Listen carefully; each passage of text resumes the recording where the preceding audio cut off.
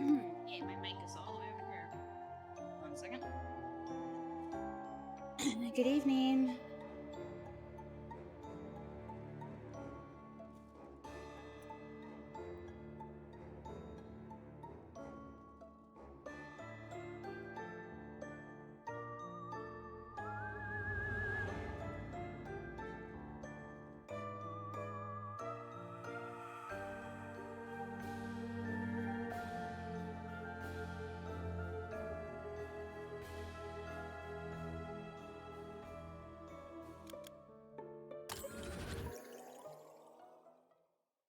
Good evening. How are y'all doing?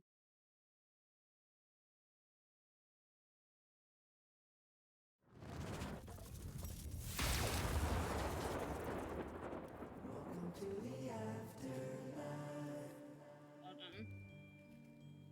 I am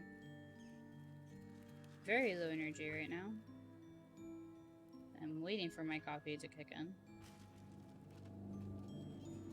So we're going to talk about something easy for me to talk about, which is characters and my overabundance of them.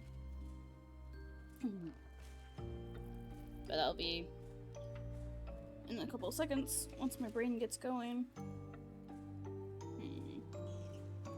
Why is that red? I'm a little concerned why that's red. Okay, it's getting better.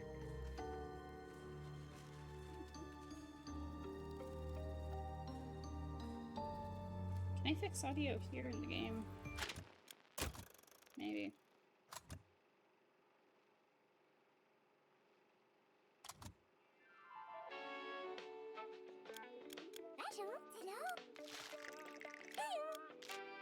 Oh, it tells you.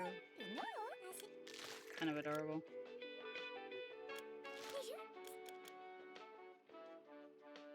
Okay.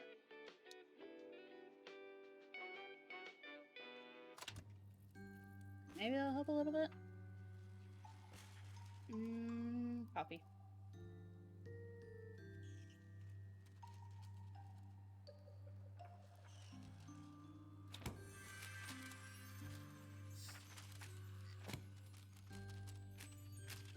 Also, this, if I'm not mistaken, did you just... Have you eaten sushi here?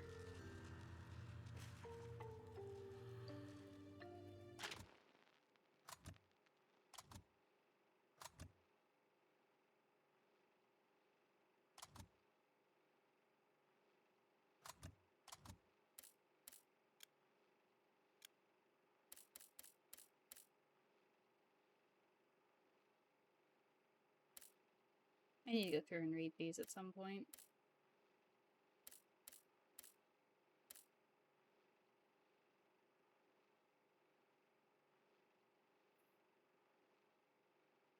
Paradisco. May you find your way to Paradisco. Oh no, you did. Oh no. What have you done? Well, I mean, it's between the two of you, but also what have you done?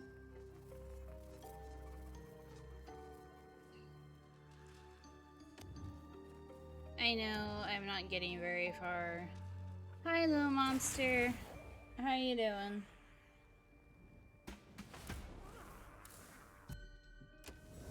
Thank you, Justin.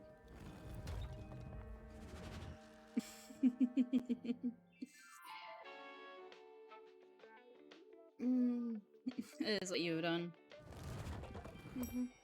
You're gonna have to give me a couple runs and most of a cup of coffee for my brain to kick into gear. But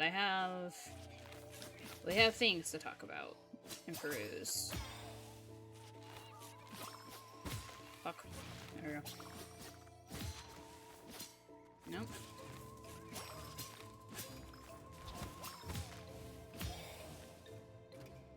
Hold on.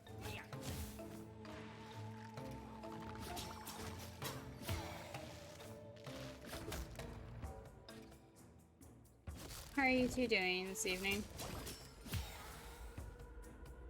Right. No. One Solieri. Ha ha ha. See, I was trying to fiddle with the sound and now it's too quiet. Aw. It's a low energy day for everybody. I can get behind that.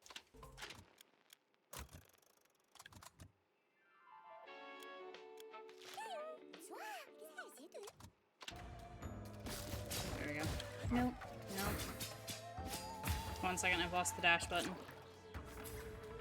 That's what happens when you swap games. Nope, that's not it. There it is. Like, part of my brain is still trying to play Hades.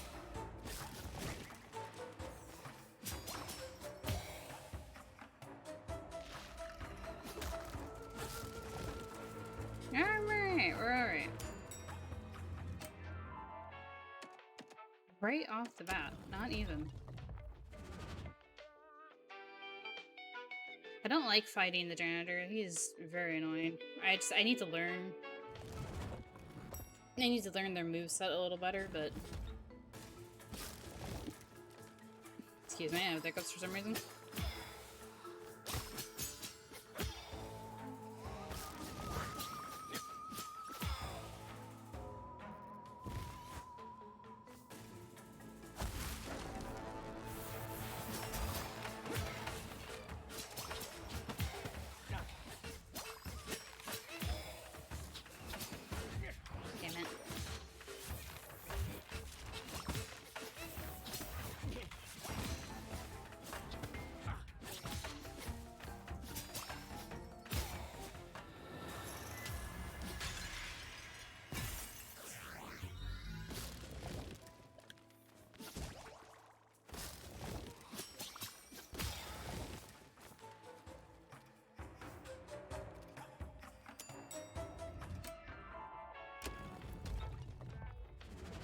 One thing I will say about this game, and I hope they change it soon, is, or they do maybe something about it, is there's no benefit to fighting most of your enemies. Like, sometimes they'll drop things, but it's very random. And you can go through an entire level without them dropping anything.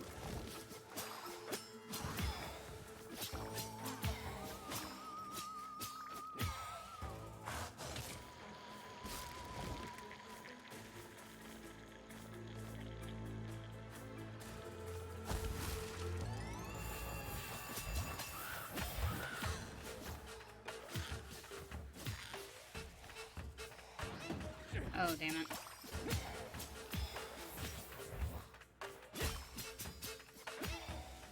Like, aside from rooms like that, where they force you to do it.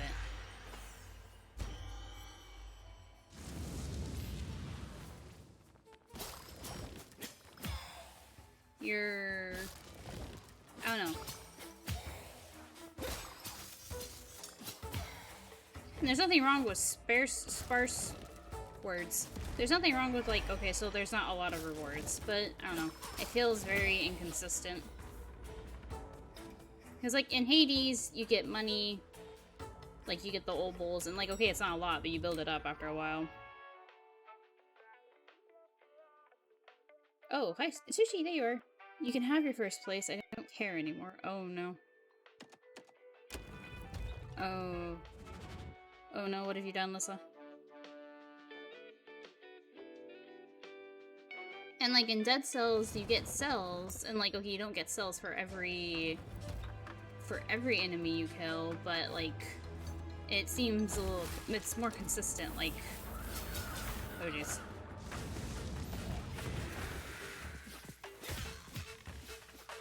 Well, they just dive bombed on there, huh?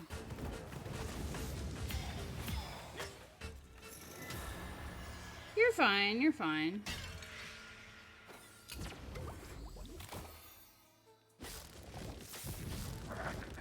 Hello, Osha.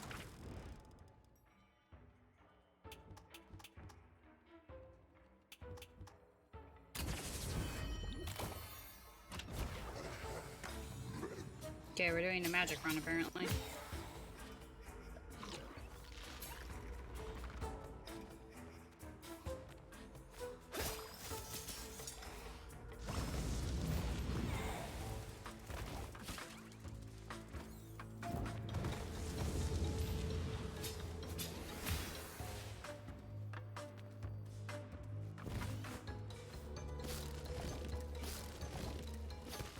Surprised, and also, how do I say this?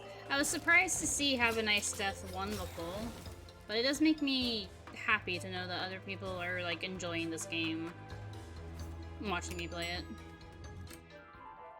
Or at least, I guess that's what I can gather from that. Cool.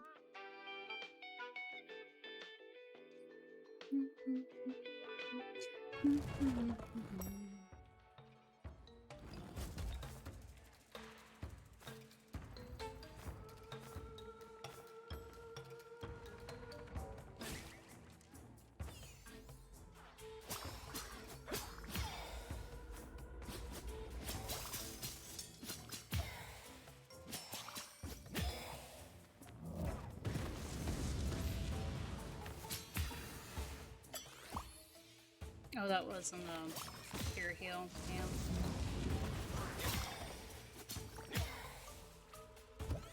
There we go.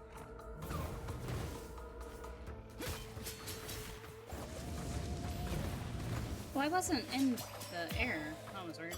There we go. Coffee! Coffee is good for the soul. So today's topics are about characters, which, as I said, I have far too many of. Most of them don't have names. Oh, that was silly of me.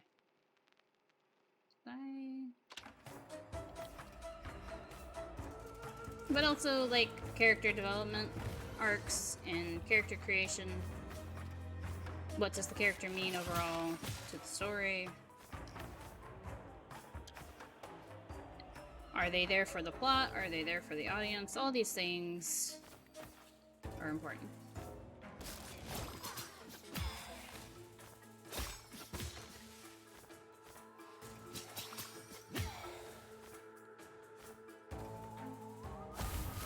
Oh jeez, hold on.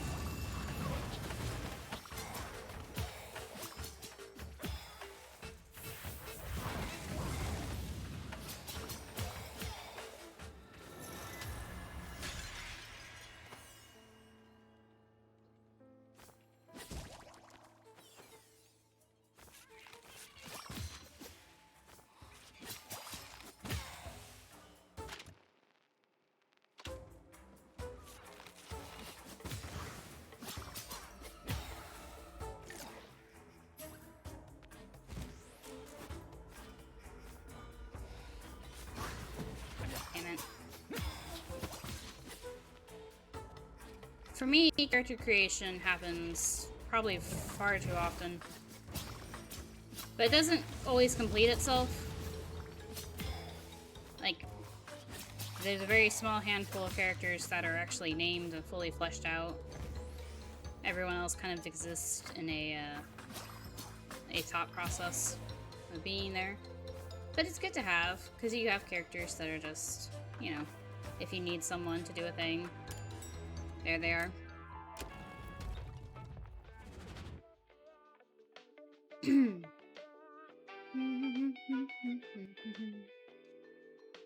Copy.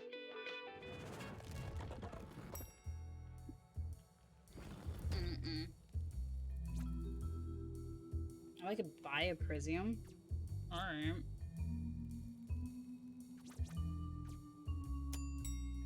Interesting. Hold on. Let's fight Brad first, and then we will... words. We will fight Brad, and then we will talk about characters.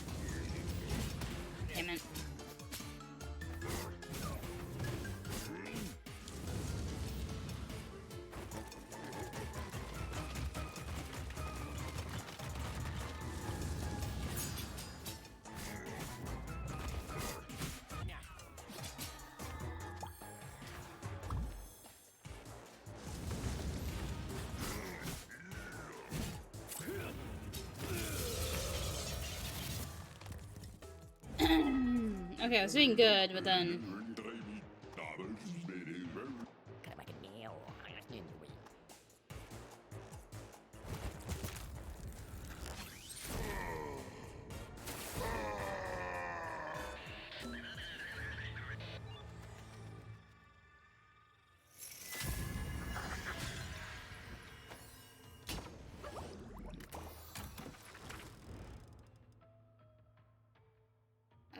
I don't want retaliate.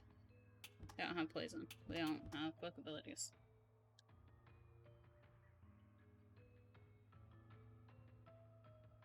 Alright, I guess we're taking this one. What does that mean? Does it mean when I do this? Ooh, I see. So when I cast a magic, it does a an extra little thing. Alrighty. Okay, so where are we at? Characters.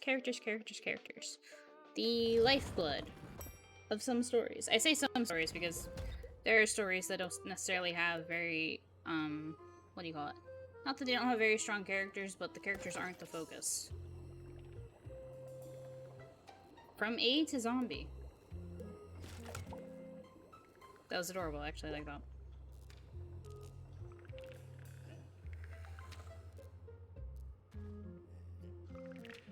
Undeclared.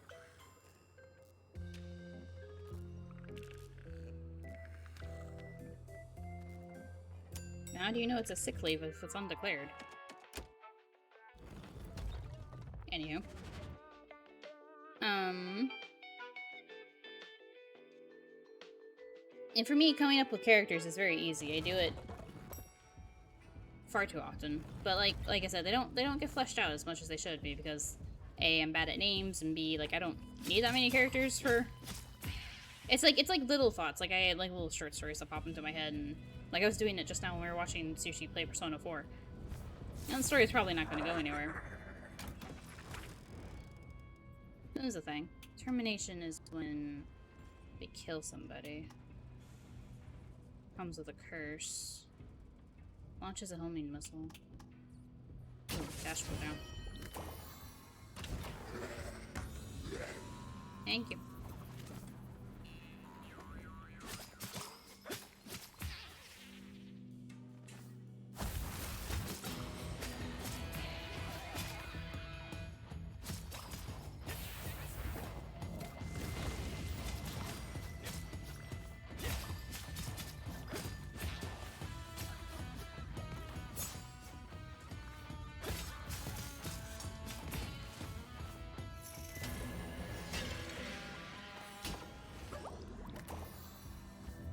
And so, you have main characters, and you have side characters, and your antagonist, and your protagonist, and all that jazz. And like I said earlier, you have characters that are there for the story, and you have characters that are there for the, audience. And what I mean by that is, like, sometimes, what's a good example of that? I guess comedy relief is a good example of that, sometimes.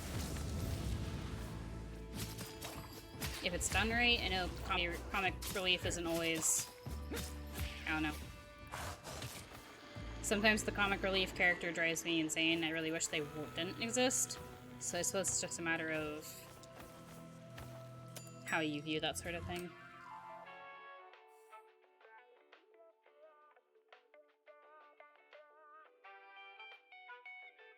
No, it's alright, dude. It happens. It's like me shooting, I mean, you can know a boss, and there's something to be said about, what do you call it? Like, when you play a game by yourself and you're like, oh, I'm really good at this game, and then you play it on stream or for recording a video, and it's just like, nope, can't do it. I'm very worried I'm going to do that to myself on, like, Dead Cells after boasting about it so much. And even still, like, I've played some games several times. Or, like, I've done it with Legend of Mana, you see. Like, I know how to fight this boss, dies 2 seconds in. It's... it happens. But you got it. And you did know what you were doing. You had the right persona, spirit person, and they weren't... what do you call it?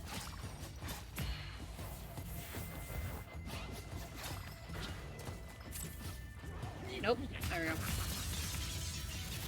That attack wasn't affecting, you know, the main character.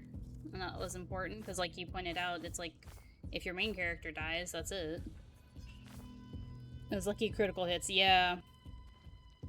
Unless you have, like, unless there's an accessory to protect you from critical hits, but also it doesn't seem like that's something you're gonna get so soon in the game, if that's even a thing. Although I do wonder, you said you did it a whole week ahead of, like, your deadline.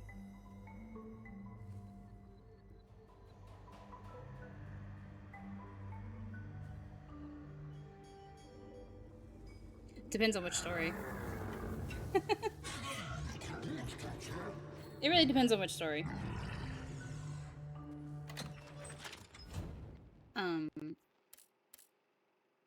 Because, like, spoiler, as we've mentioned before, Anima would very much like to unalive herself.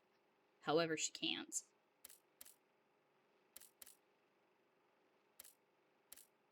Due to things. Hold on, I really want to load this one up.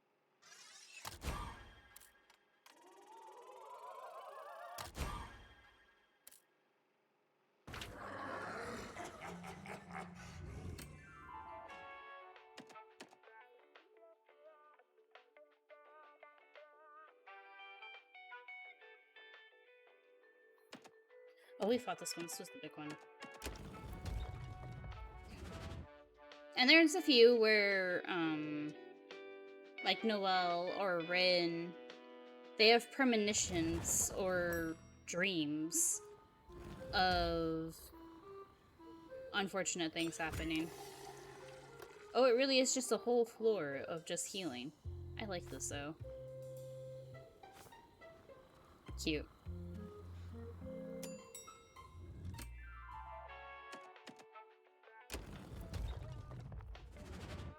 There's also, I suppose this should be something to be said. I don't rate character death very often, personally.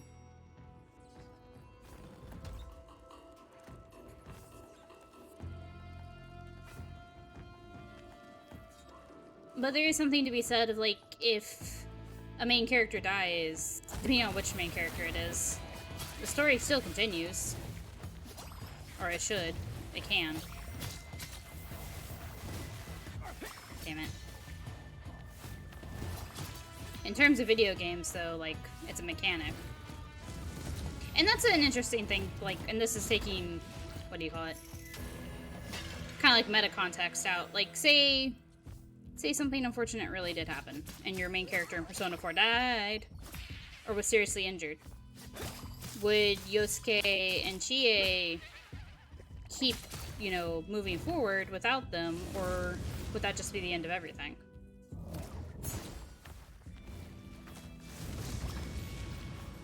Right?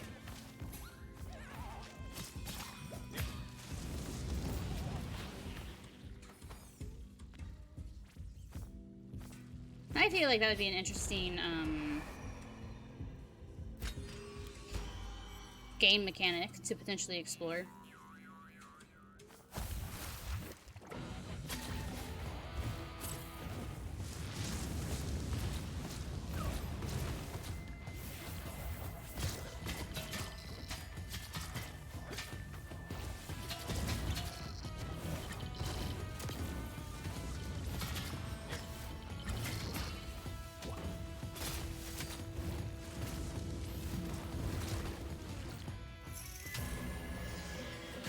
I mean, well, actually, if you've ever played a Fire Emblem game, like, okay, if, I'm just gonna use Marth as an example from, like, the very first one. If Marth dies, then yeah, that's game over. In fact, I think if Marth dies, that's, like, the end of the battle. Right? But, like, the older Fire Emblems, or if you play in classic mode, if the characters die, sometimes they really die. And, you know, you don't get a way to bring them back. Based on how unanimously they voted you to be the leader, I don't think they would go on by themselves. Yeah, and so then what? Would Yukiko just be That's it for her.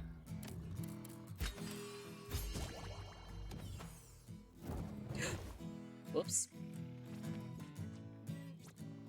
Like I said, it's an interesting concept. Oh, this Shakespeare. This is fun, but I'm kind of got a build going. Also, yep. Probably, yeah.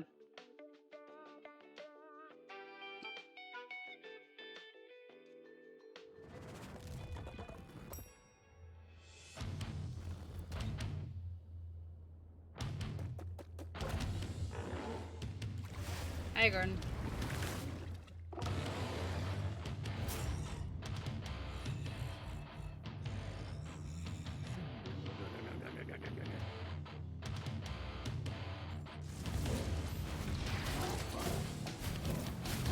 Damn it.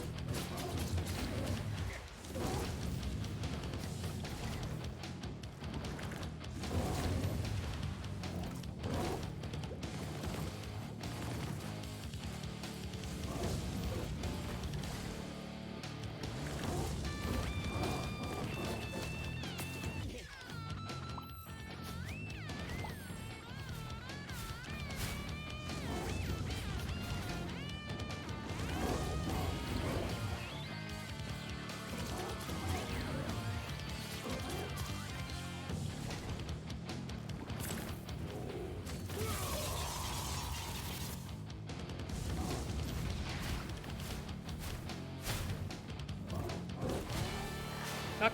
Okay. Sorry.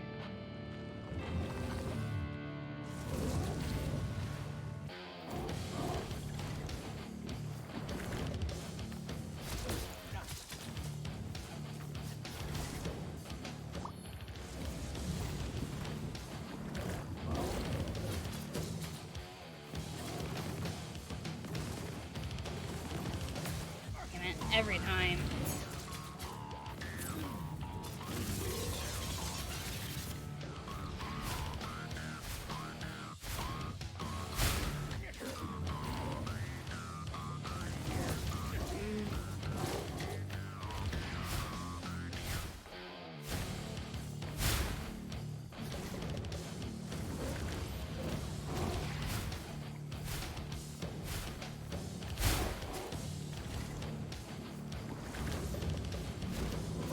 No! Every time. Fucking hell. I know I've eaten him before, it's just, I need to learn how to dodge the globbiness better.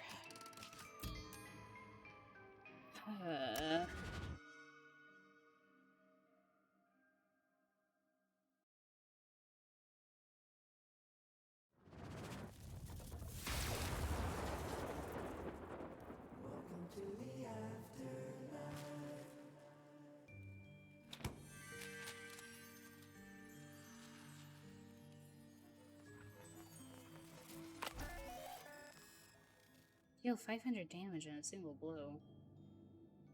Do not know if I can do that. Never even fought Max. Oh no, I fought Max once and died, and Candace has killed me every time. And bees! We got bees, guys.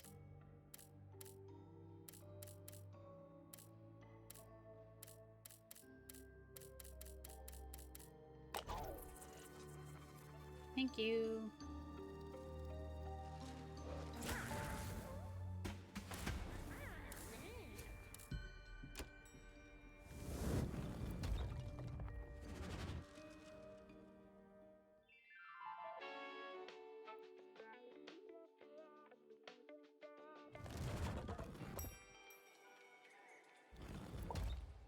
I guess that's the thing with certain RPGs, because like Persona, that's the thing. Like if that main character person sort of dies, then that's just the end of the battle, which doesn't make a lot of sense. But like, why can't your comrades bring you back, right?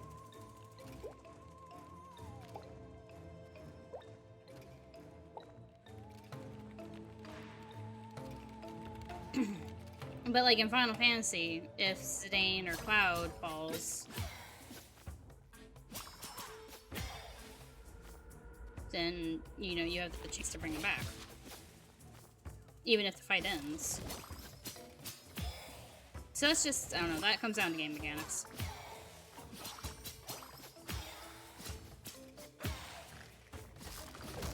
I guess there's also that issue of, like, how important is the character to the story?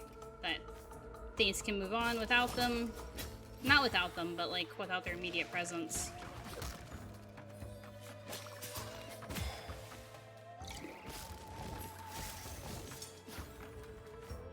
Which, and that's for main characters. I suppose that's a thing for, I don't necessarily call them side characters, but, you know. Or, like, have you ever heard of, what is it called? A friend of ours told me about this, but it's like, if you can replace the character with a lamp and there's no change to the scene or to the story, then, like, how important is the character, like, overall? Or, like, how necessary are they? Or I guess it's more to the point of, like, they don't add anything to the story.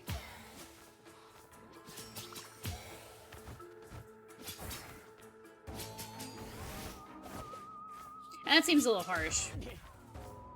Because you would think any character... Hold on, let me just come down here and grab this. Add something, at least. But it's just used as an example.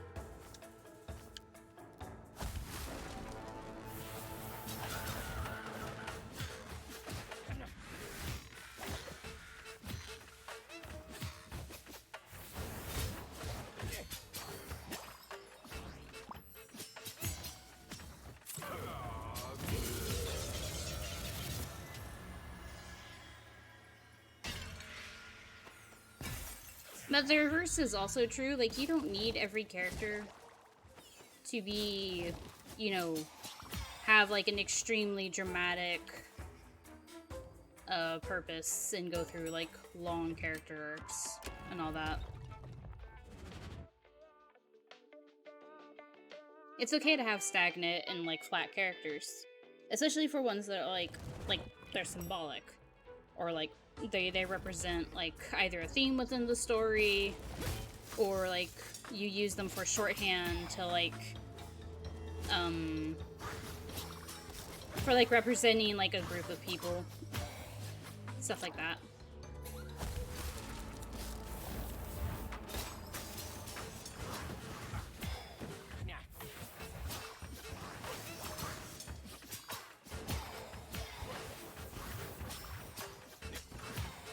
Oh, jeez.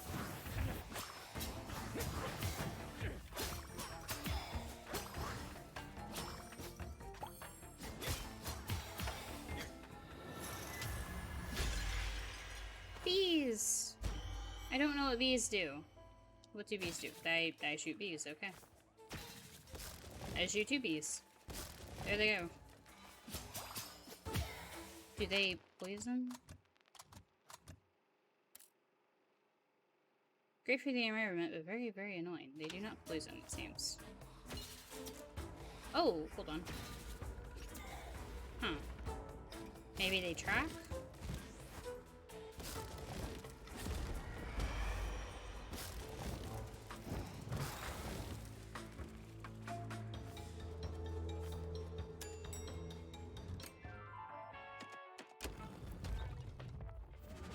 Interesting, interesting.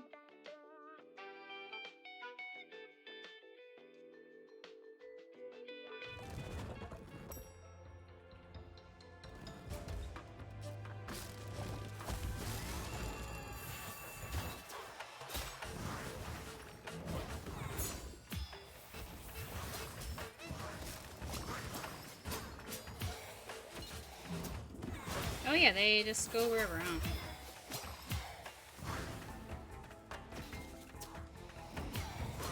They don't do a lot of damage, though.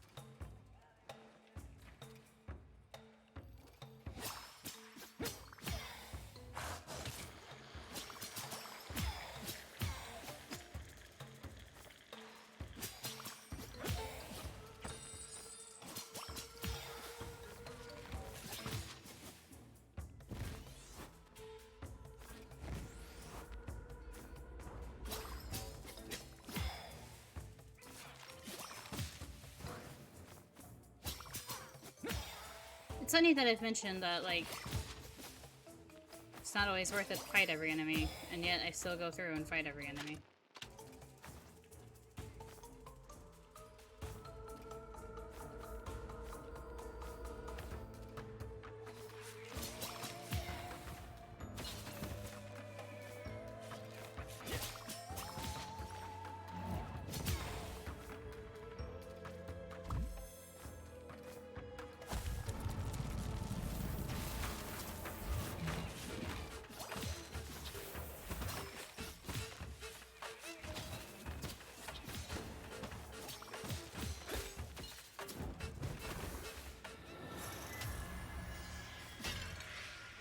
Oh, goodness.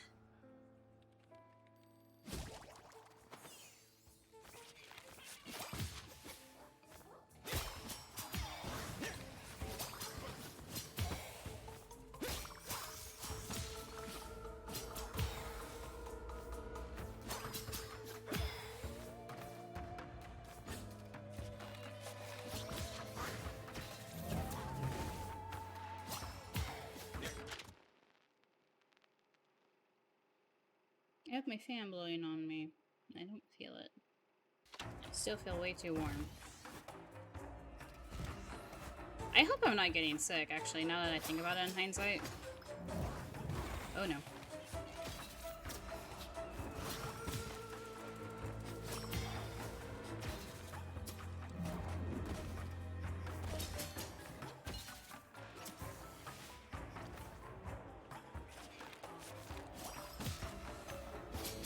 Oh jeez, here we go.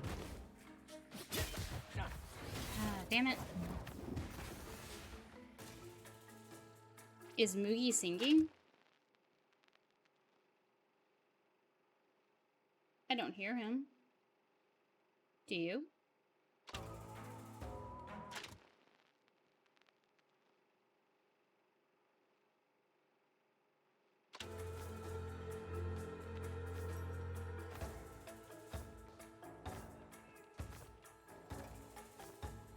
Oh. You just miss him? Well, if I hear him, I'll try to turn my RTX off in time. You miss him and his song. Aw.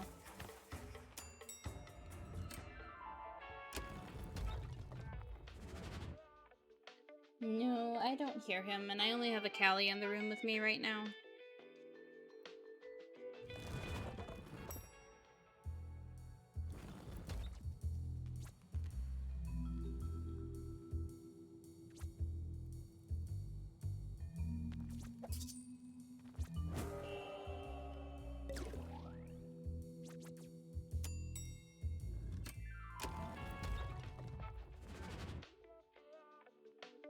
No. Yeah, that's Ace, though. That's not Moogie.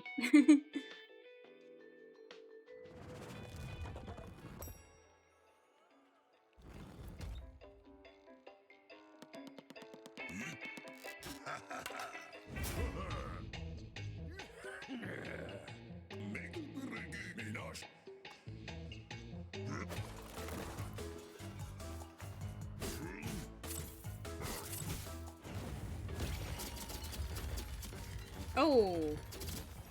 My goodness. That was amazing. Bees for the win. Turns out.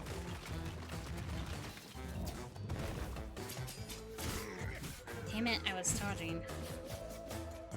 I'm also fighting over his head.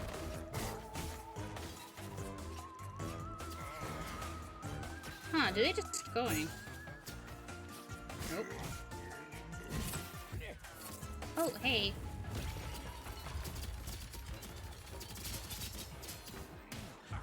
Oh, making silly mistakes.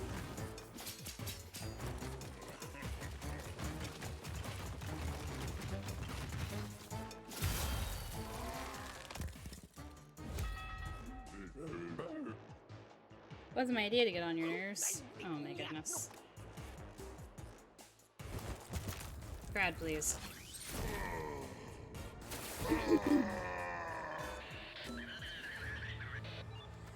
There he goes.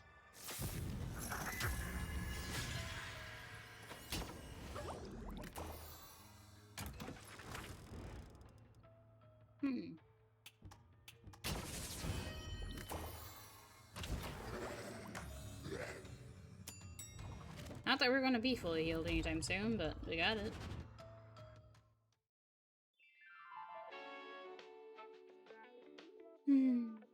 Coffee. Eventually, the coffee will wake me up and I'll start talking again.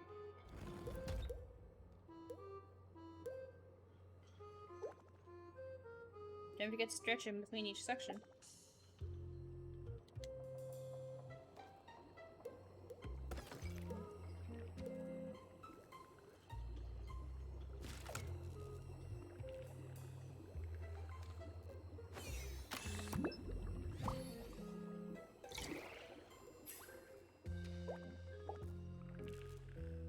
Will you take me on vacation with you? Alright, Pumpkin, that's a little personal.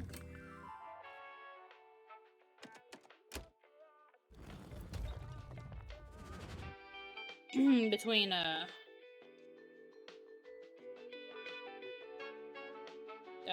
employee and employer.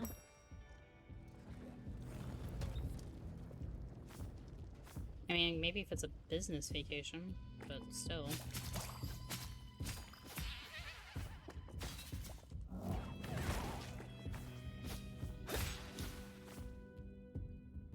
You know how messed up my brain is? Is, like, I immediately suspect Pumpkin to be, like, an enemy later on in the game.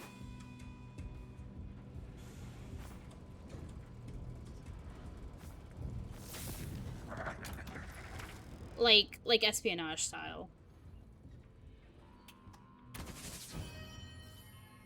Like, she actually works for some other company or something and is coming in and trying to... I don't actually know where this game is going. If it would do that sort of thing. Take over Death CEO. Or Death Inc.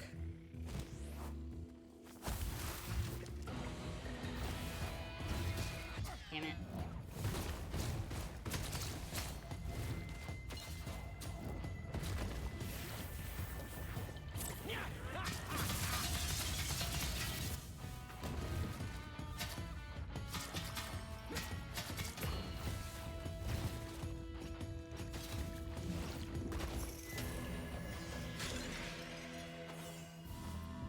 The betrayal. Could you imagine? I can very easily. But that's not the point. That's neither here nor there.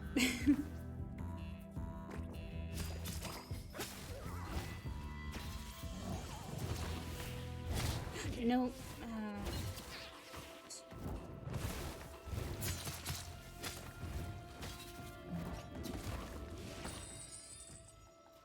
God, I'm not even gonna make it to Grimes.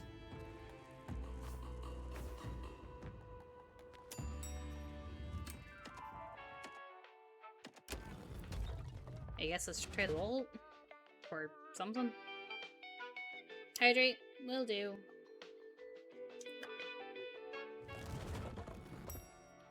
Thank you for pointing me in the right direction.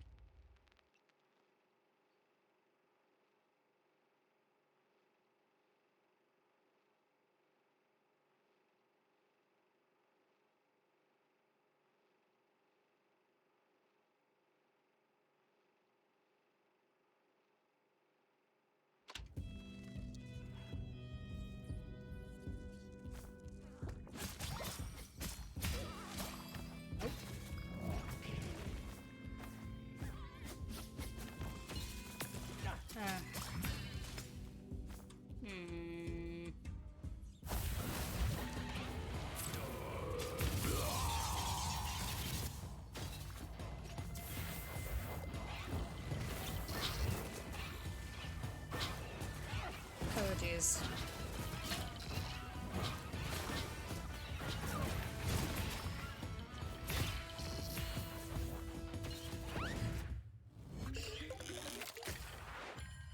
Oh, that was just so bad from the go.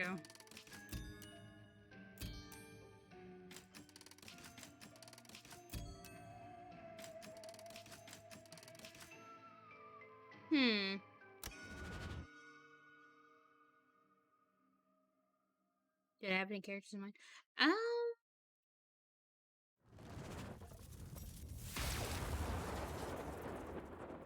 There's a few.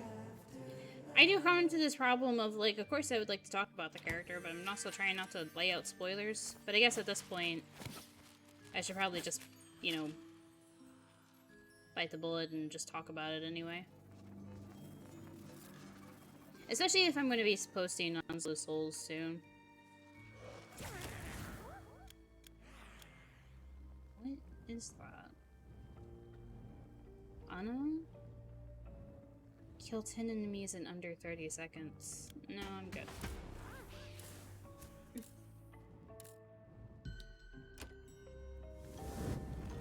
I've also discovered I kind of want to change someone's name because, like I said, I don't name characters very well or very often. Like, it could take years for me to name a character.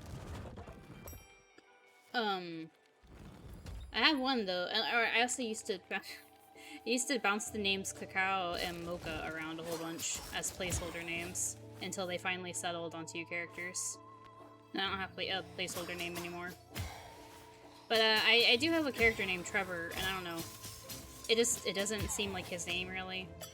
Oh, I didn't click. Yeah, that's fine.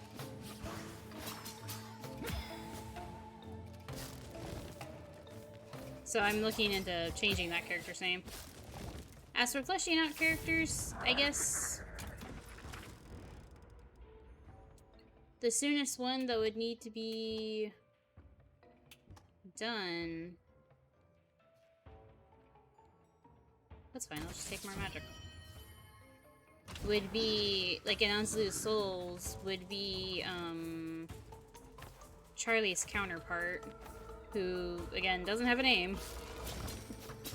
I'm really bad about that. But, so if you know of Meggie,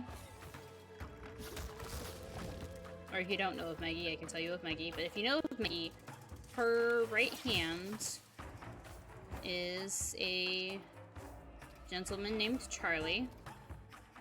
I don't need that coffee, though. Which is a lie, I always need the coffee. And I say right hand as opposed to just saying, like, he's basically her second in command. Alongside him, though, but without the same level of power and authority, is another person who tends to the little ones, mostly.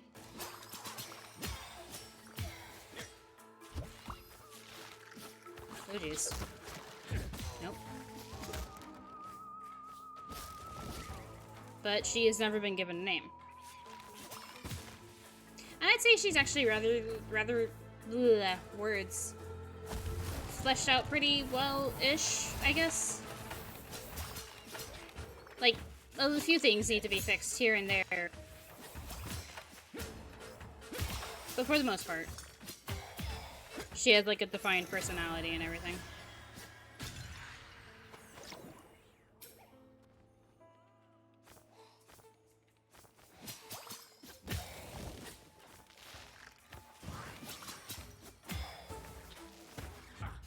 Damn it.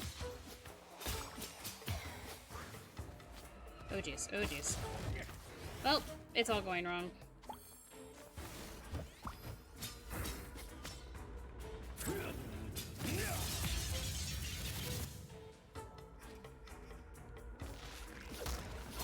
I also do have, like, this concern about, you know how, like, sometimes there's a character, like, you're not supposed to like the character. They're supposed to be bad or annoying or, you know, antagonistic for whatever reasons. And I always do worry, like, when I write those characters, of, like, is it too much? Is there going to be a problem? I'm not supposed to be taking cloak abilities. Dang it. Hold on, but I'm bouncing back and forth too much. I should stick to one thing.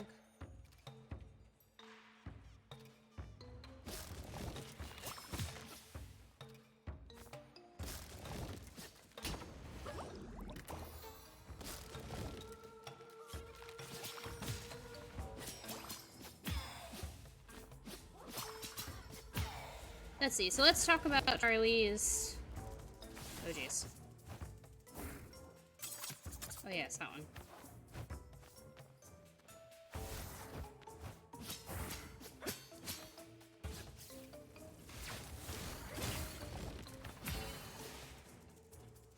Let's talk about Charlie's counterpart. She was a doctor when she was alive. She worked in the pediatrics department, or wing, of a hospital.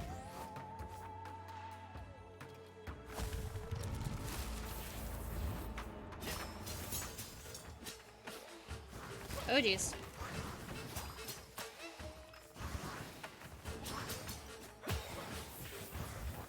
And she died on Halloween.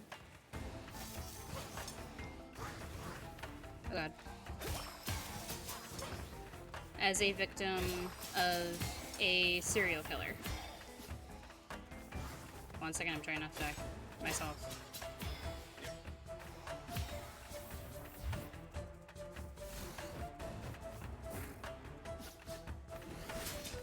Oh jeez.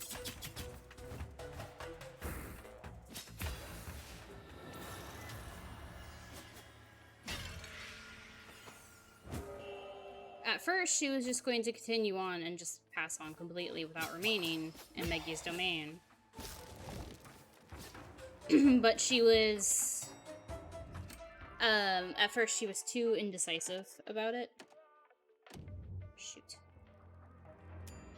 Okay, we're gonna go fight Will. Again, content warning, Will W. Hung has a noose around his neck. Or like a rope around his neck, as though he hung himself. So, content warning for that imagery coming up ahead.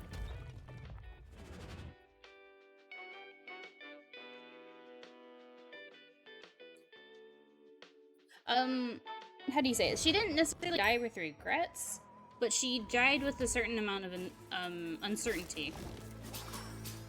And I guess, I don't know, it's not regret, but like that she couldn't quite let go of certain things. So she didn't pass on immediately. And she lingered within Maggie's domain. 1 second, let me take care of this.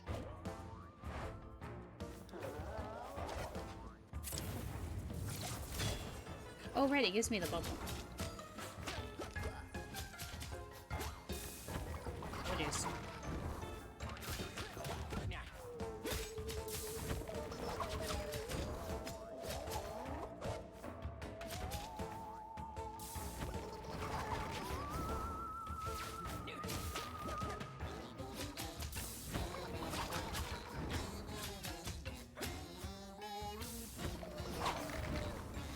Oh, he changed it. Jeez, I'm glad I can cancel out of that.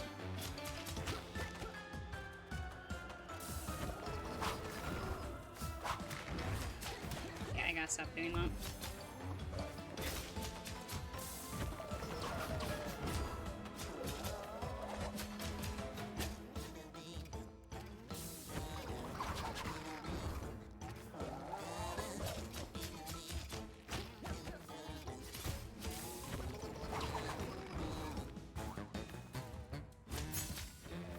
Oh jeez.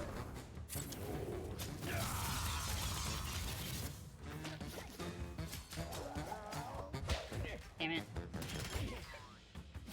Dude, you have like 1 hit point left.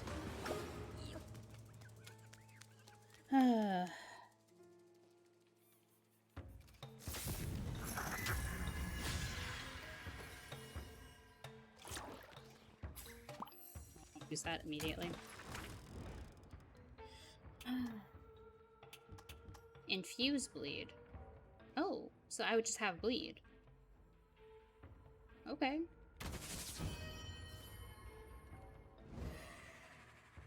Minions gain +4 damage. The map is no longer accessible.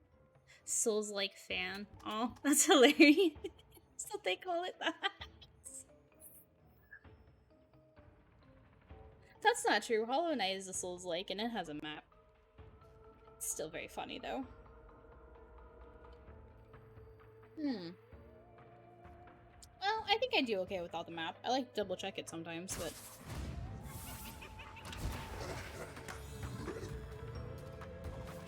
Hey, now we have bleed on our thing. Ooh, give me that.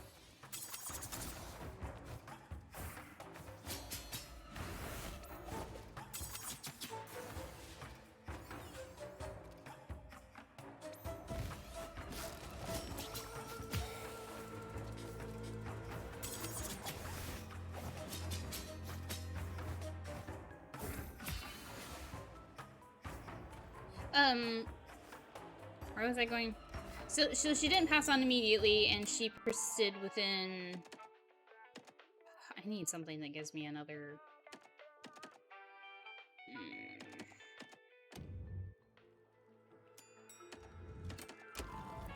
Another weapon. So she persisted within Maggie's domain for a little longer while she was trying to sort her stuff out.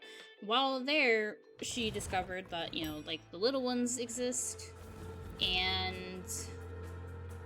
You know, just all the people, all the denizens, or citizens. What's the proper word for this? All the people of the domain. That it has its own society there, and, you know, it's not just the land of the dead. And so she, you know, decides to stick around for a little bit. Or not even a little bit, she decides to stay. Eee! Is that... Yeah, okay, it's on. I've had this every time now. Which is fine, I don't mind, I like the spell. Ooh, spells deal more damage. Sinister Gear, ground attack, steel.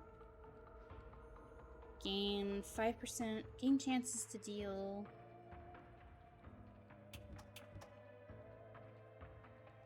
Sets dash cooldown. Do more damage.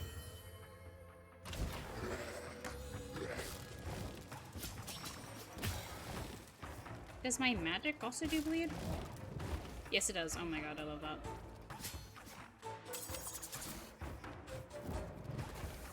There we go.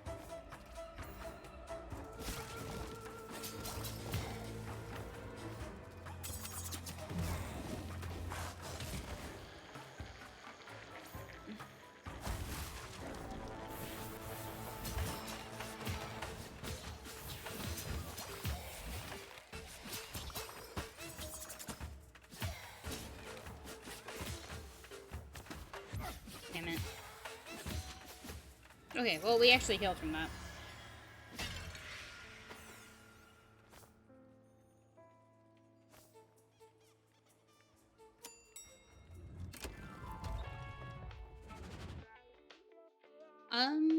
And so as the story goes on, like, within... Because, like, she hasn't been dead very long. From, like, where the start of the story is with Anima. Okay, I'm not gonna get rid of the dagger just yet.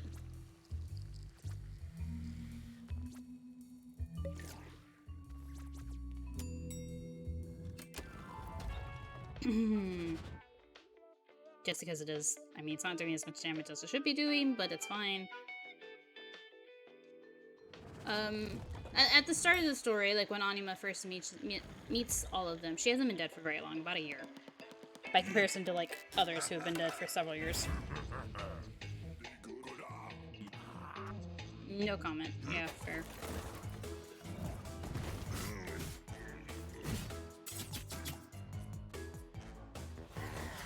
Am I gonna regret this? What does this do?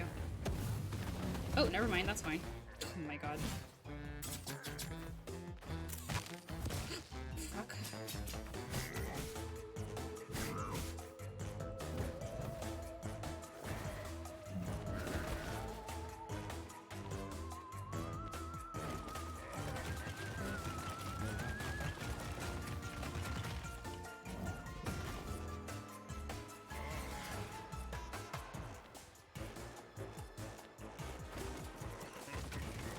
I'm trying not to be hasty, hold on.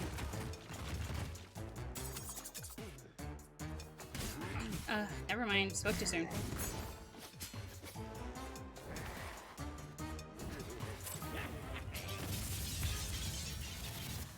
I almost did that without getting hit. God damn it.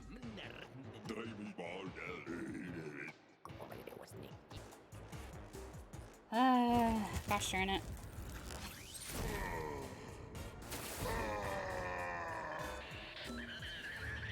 But, and so through the course of the story, yeah, no, Bleed's amazing. The fact that it's on my magic is wonderful. Dude, I'm sorry, I'm talking in stilted segments.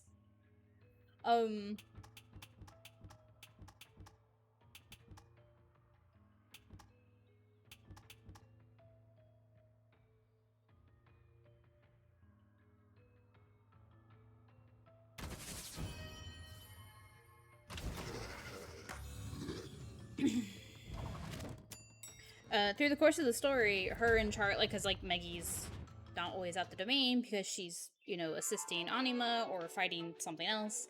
So Charlie and this character have to spend more and more time maintaining the domain in her, or not necessarily her absence, but, well, kind of in her absence. It's a pure heal for 50, but we're not actually that down bad. So we should be fine.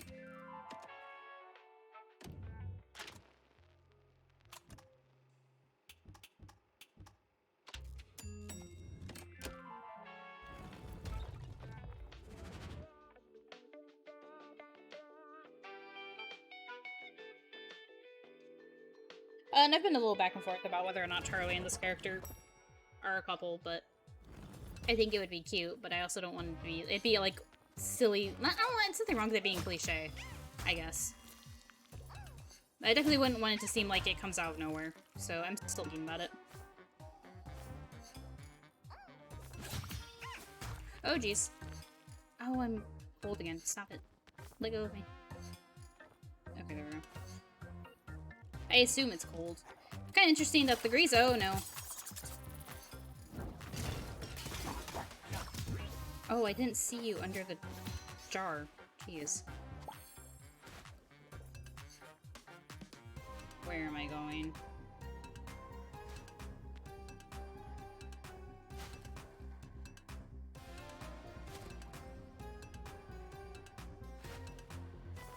Nope, that's the wrong way. Nope. Well, this is about to be fun. Okay, good, we made it.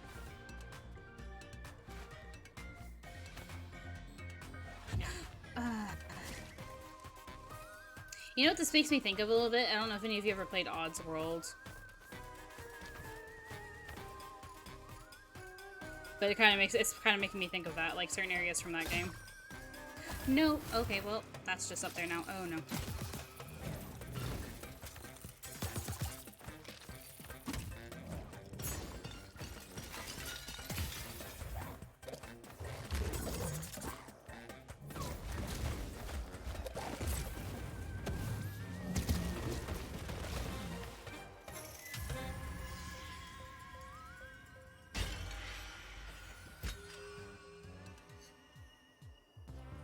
Why is poison, though? Hold on. How does this work? Gain 5% chance of dealing backstab.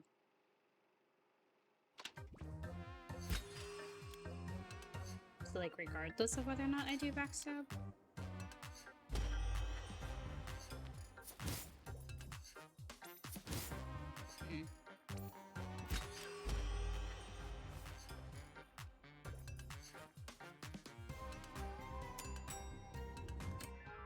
Candace! Let's go die.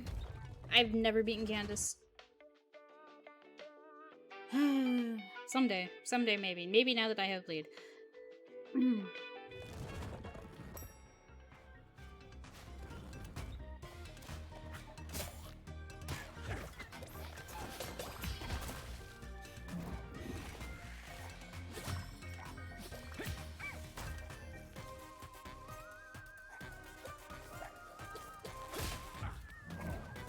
Oh, I guess I landed on the thing.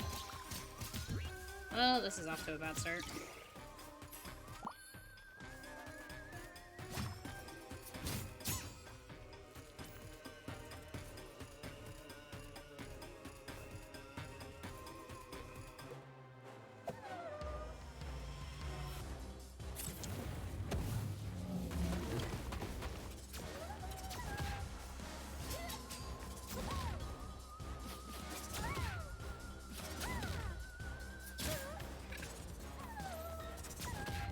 Oh, jeez.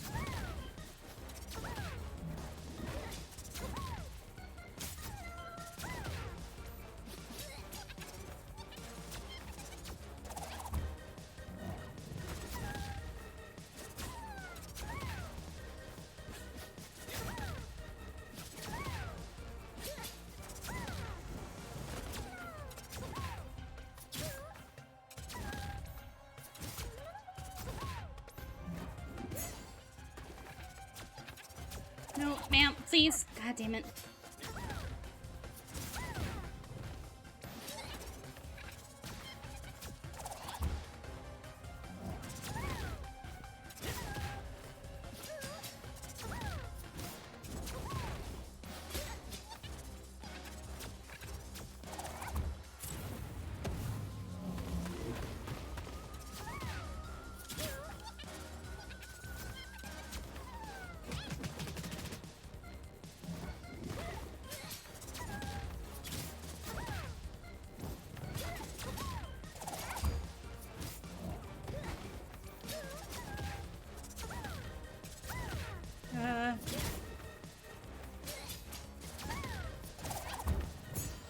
Oh, I got her! I got her! Holy shit!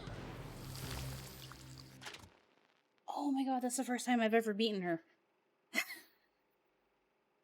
Candace, Suji, I've finally avenged you for having her, the cupcake, having the wrong name. Or not the wrong name, but having it it's not misspelled, but... I did it, Sushi. I did it for you. Also, ow, Jesus. Gain, the size charge attack. I don't use the charge attack very often. I'm proud of you, thank you. Ah!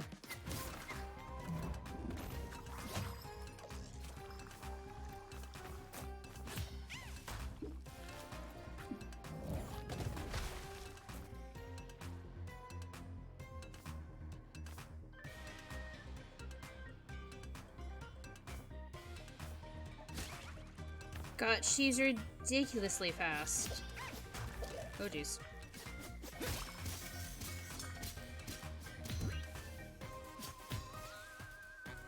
Alrighty. Where were we?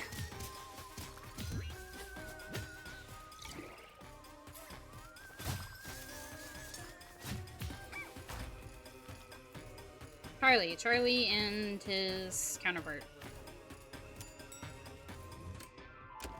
Control room! Yee. Yeah, so she doesn't have a name, but she's like, I'd say she has a pretty fleshed out personality.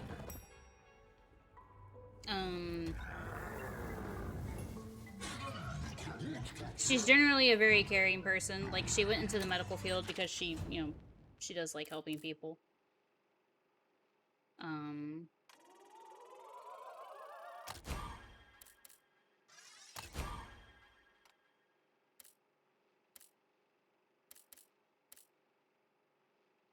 Let's go ahead and level this up. I don't remember. I might have said so because I'm talking about the character.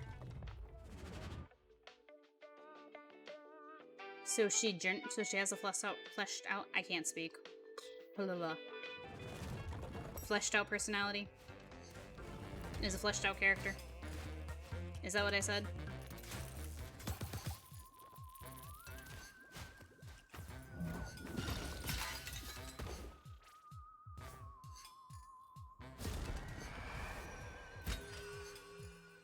Oh, it's not as good though. Shoot. I like it, though. I like the Shakespeare. Maybe I'll get a better one?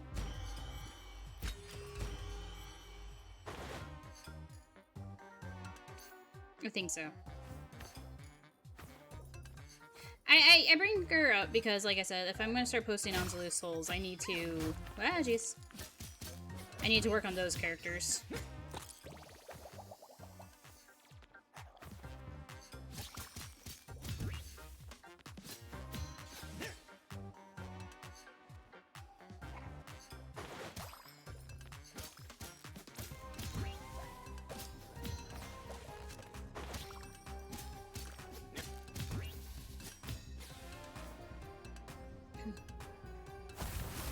Oh, jeez.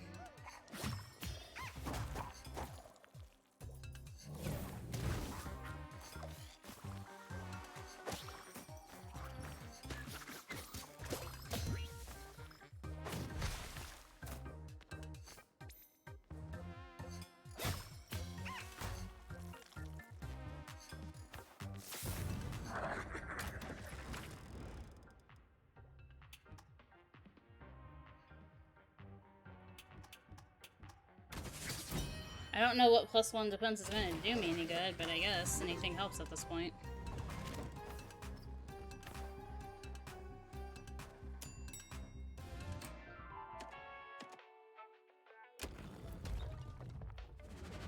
Maybe we'll get a better version of my Shakespeare.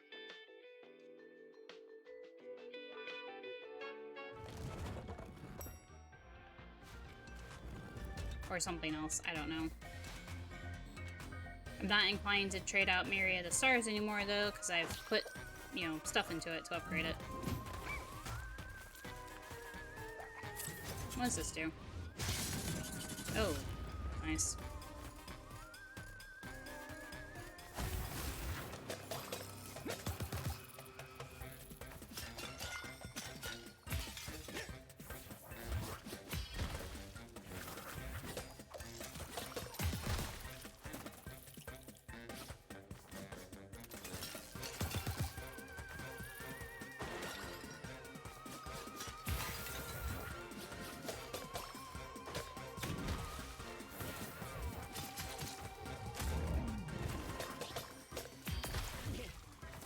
Oh, damn it. I got hit by that.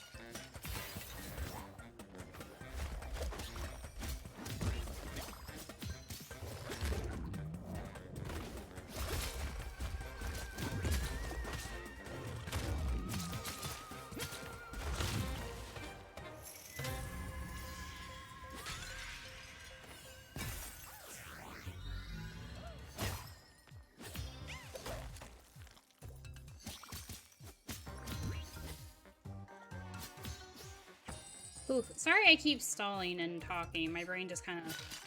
Like I said, very low energy right now.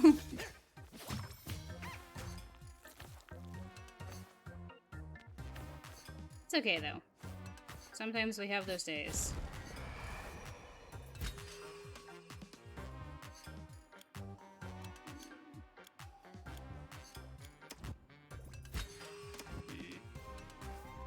It's not really what I wanted. That's unfortunate. It seems like a lazy evening. Yeah, no, that's okay. And I'm thinking of things like, you know, some of your questions have been making me think Or questions and comments have been making me think of stuff, and so that's always a good thing.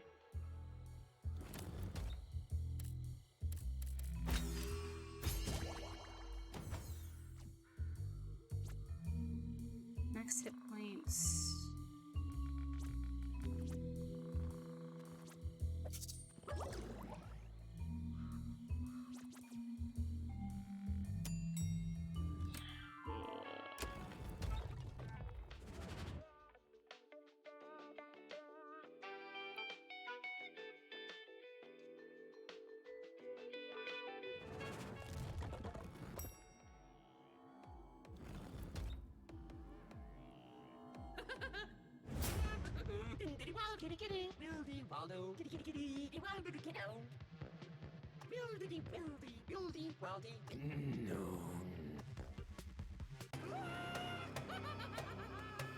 Never gonna get used to it. Oh, jeez.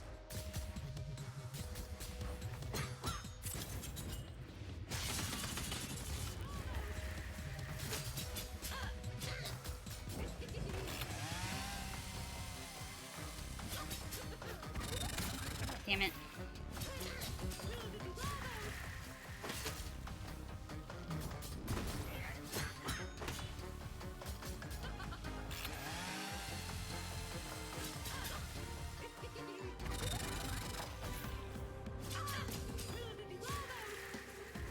I can hear him saying his name, and I'm not sure if he's supposed to say welcome to Waldo's or what he's trying to say.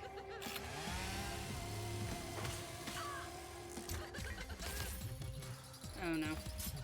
Damn it.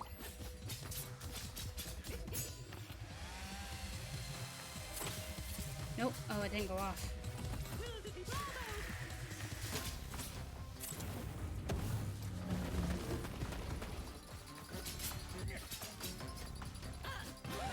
Okay.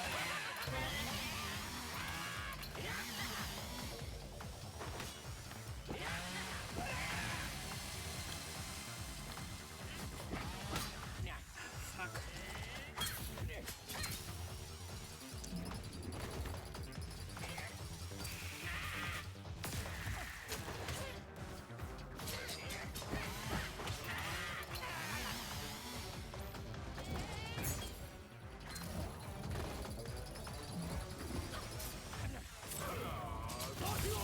Oh my goodness, I almost died.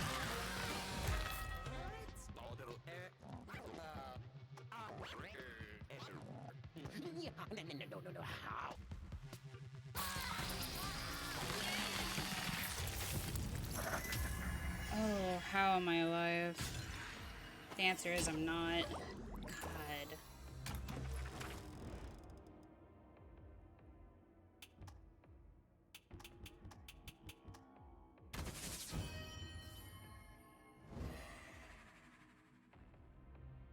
But we're leaving this area.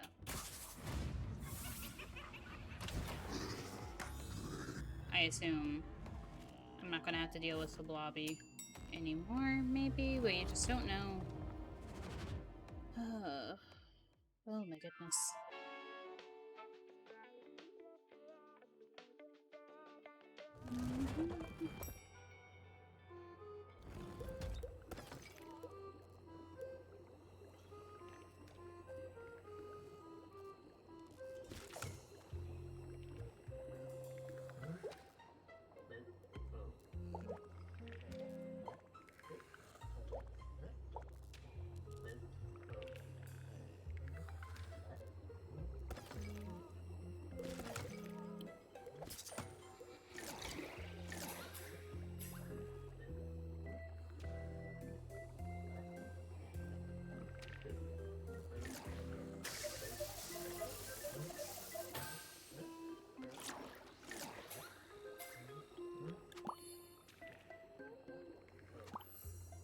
I hate that they make you use the blue ones first.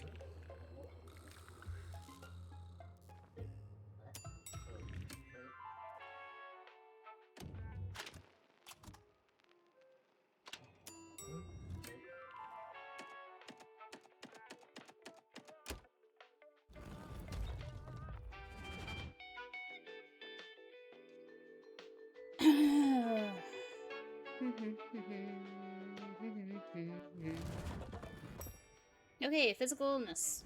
Right? That's where we're at. Which is not addiction. Addictions is where Max is, which is OJ's. Which is the one I haven't fought yet.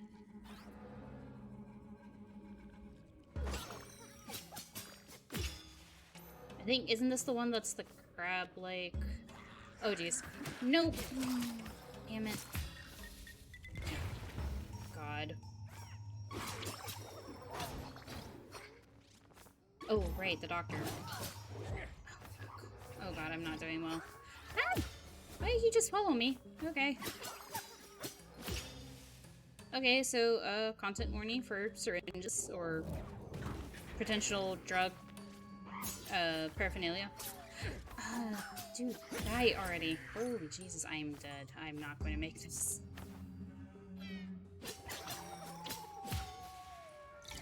Never mind, I might make this. For a little bit longer.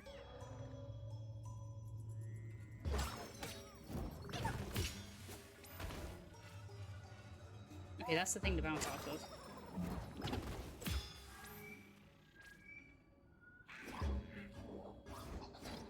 Nope.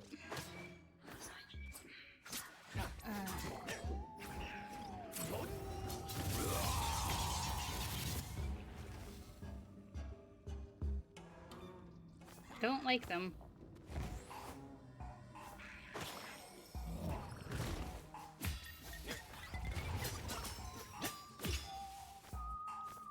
I like the music here, though. Like, it's creepy and, you know, unsettling.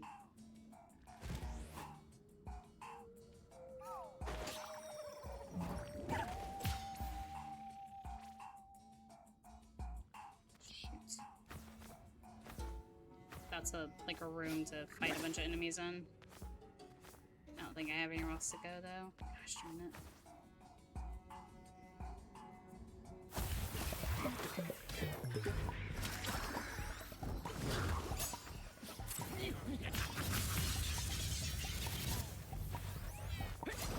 Oh god. There we go. It's doing 80 damage to them. Jeez. Ah.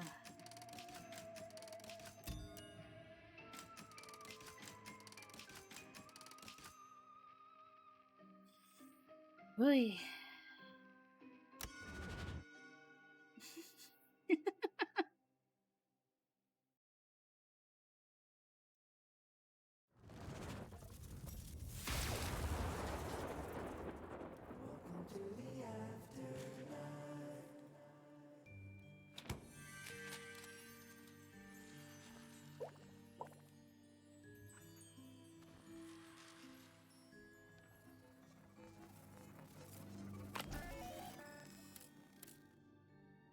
Yeah, I have to fight Candace 2 more times, or defeat Candace 2 more times to get the full...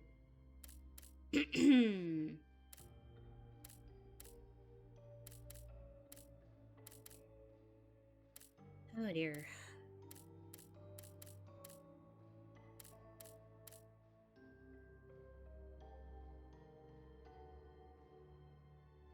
Take 30 of 50 hits. What does that mean?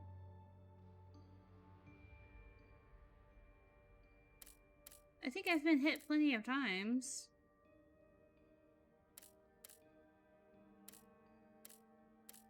Oh, I haven't killed 3X. X4H. Whoopsie. Camouflage. Oh my goodness. Collect 500 on a run.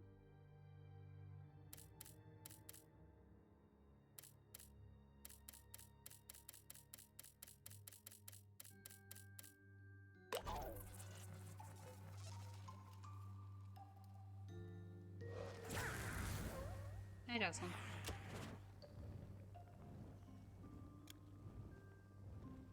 Kill 30 enemies without taking damage. Ooh. No. You could re-roll, though.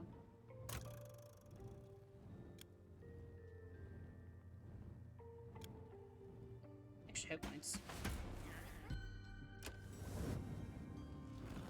Get in the car, boss. Don't worry, I'll drive. It's an elevator. Jocelyn? It's an elevator? Okay, hold on. Pausing here. I'm gonna run an ad, like an ad break, and put us on a BRB screen real quick. Get up, stretch, maybe make more coffee. I actually don't want to make more coffee. I'm running out of milk.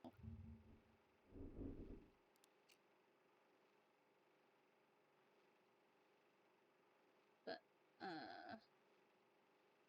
I will be back in just a few. So BRB until then.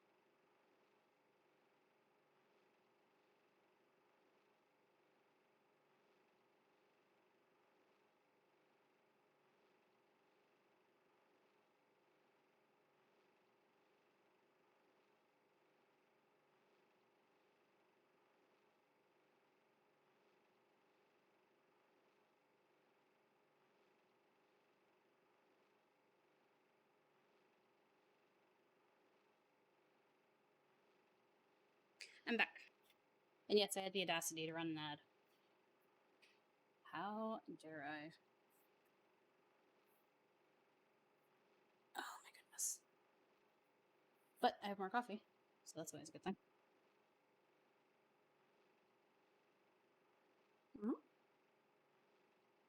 Also, as I said in chat, fuck it, story time. Ready? Oh, fuck, I should get on the game screen first. Sorry, you got distracted. Distracted by what? Feel free to be distracted. That's alright.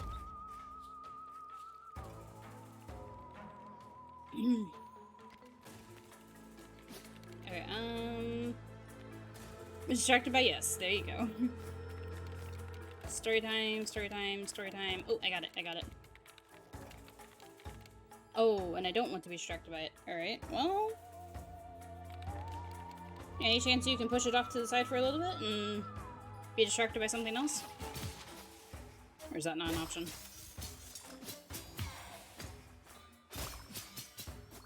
Also, welcome back everyone else. Hello.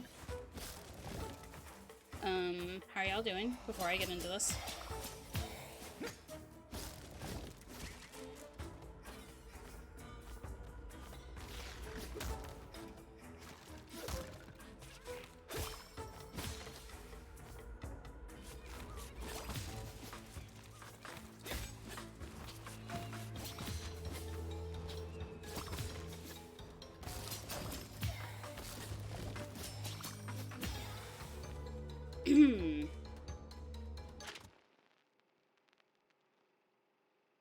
Okay, well, here we go.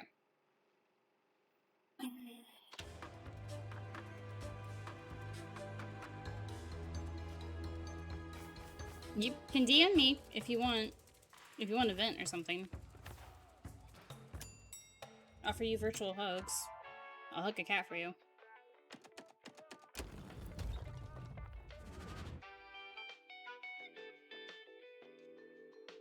Hug a cat for you? Alrighty. Hold on, there's a Callie within reaching distance. Oh, you can go pick the cat, but Callie is in the room. I'd have to leave the room for anyone else.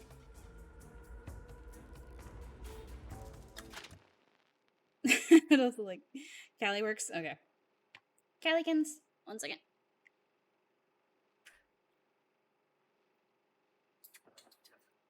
Come here. Come here, my potato cat. Oh.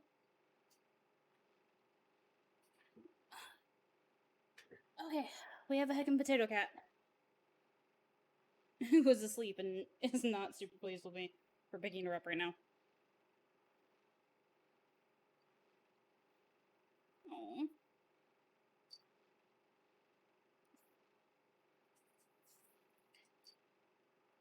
Good morning, Callie. Had to hug you for the sushi and Delissa. My request is Ace for when he makes an appearance. It doesn't have to be on stream. Alrighty. Oh. I don't know if you guys heard that. Where's Moogie? What up?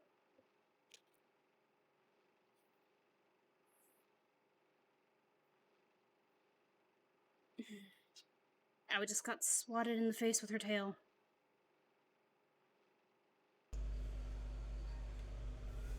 I will. Hold on, I turned off my RTX to see if you guys can hear Moogie. Apologies for the fan, though.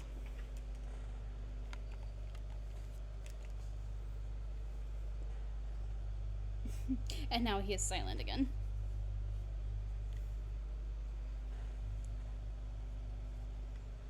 Okay.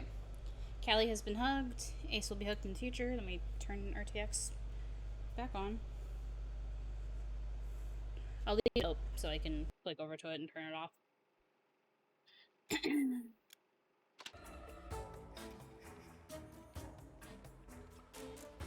Okay. Hey, we have our map back.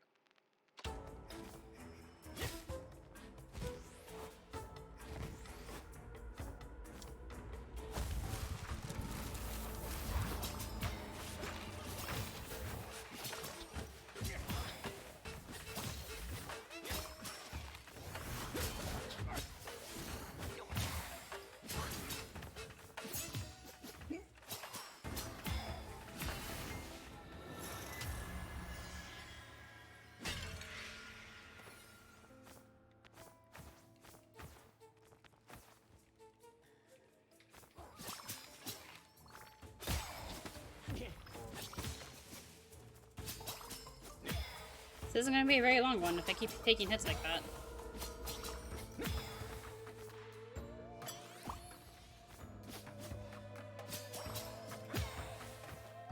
Okay,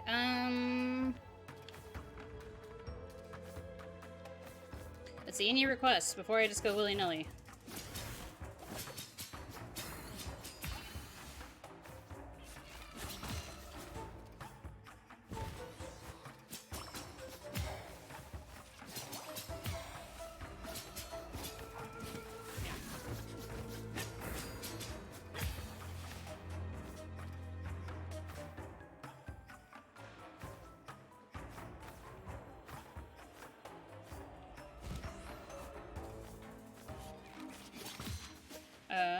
Request?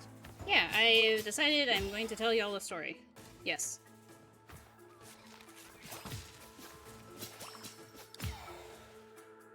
Yeah. Kind of just making it up as I go. I've got a basic idea, but other than that, it's going to be completely off the top of my head.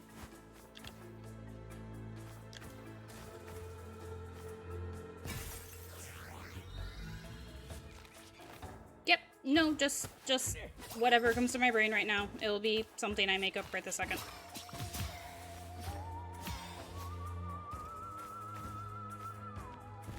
So I guess, as I said, if any request, like theme, idea, betrayal.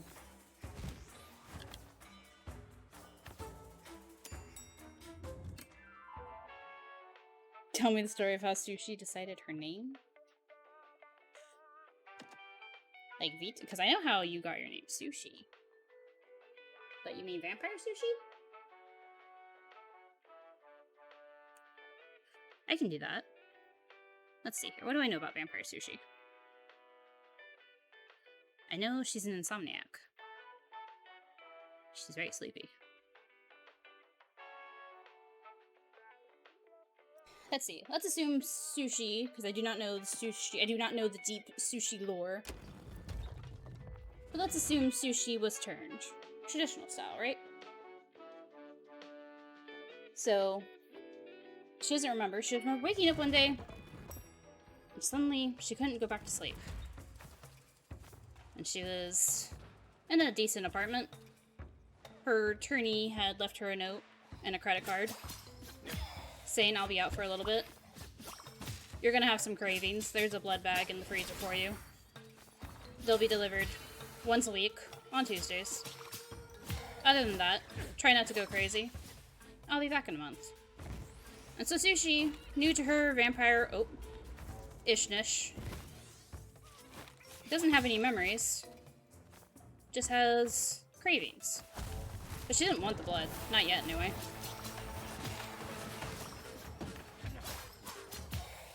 When she opened the freezer, she found she didn't quite like the way it sloshed about in the bag.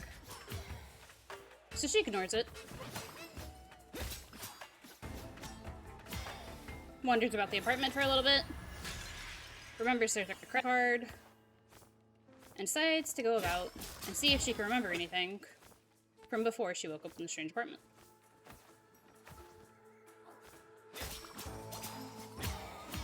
And thankfully, when she goes out, it's nighttime.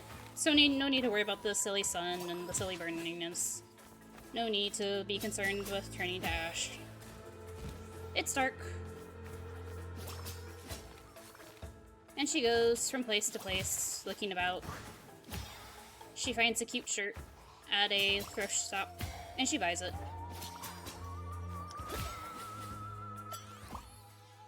And she heads downtown with her new shirt and a credit card that her sire, I think technically is the right term for vampires, left her. A wave of impulsiveness hits her, and she wonders just how much is on the credit card. What could she really get away with? After a moment, she decides maybe that's a bit much. But still, she feels the need to do something with it. After all, it was left with her. And cute shirt aside, it didn't really cost that much. Oh jeez. So she's wandering downtown. She sees a bandit. They'll be back in a month. She's wandering downtown. She sees a couple of stores that are still open, despite the late hour. A few of them even boasting vampiric-like qualities. A car shop that, you know, is open at nighttime, specifically for those who have the unfortunate need of needing car repairs at night. Just a couple of restaurants, some more stores. She remembers the blood in the freezer and how, supposedly, if she is in fact a vampire, that means that's what she feeds on. It doesn't mean she will never feed on anything else again. I'm curious to see if she has an appetite. She walks into the first restaurant she sees. It's a little hole in the wall. Oh geez, I'm about to die. Offering an assortment of hand foods. Little things that can be put on a tray and taken with you as you walk about downtown.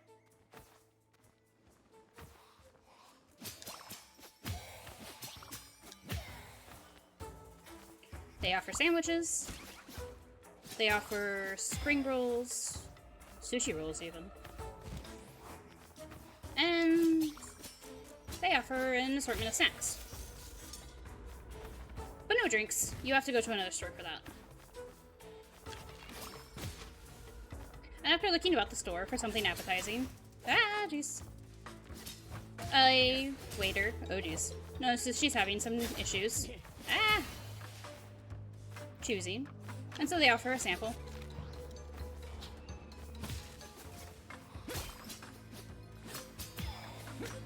They offer a sample of some freshly baked cookies and a sample of a delightful veggie spring roll. And Sushi finds, delighted in fact, that she can still eat and taste these things. She doesn't exactly desire them at the moment, but it's pleasant enough to know that, you know, it doesn't taste like ash, like some stories will have you believe.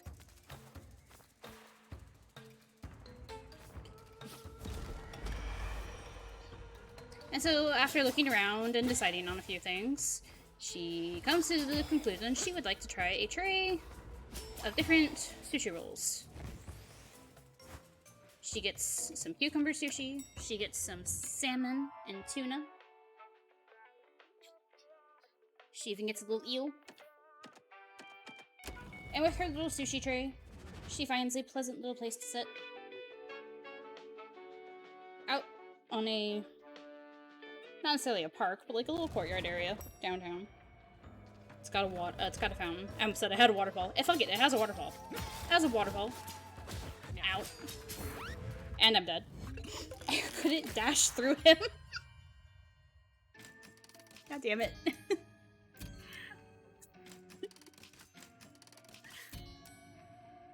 It has a waterfall, and so she sits to sit in view of the waterfall and eat her sushi.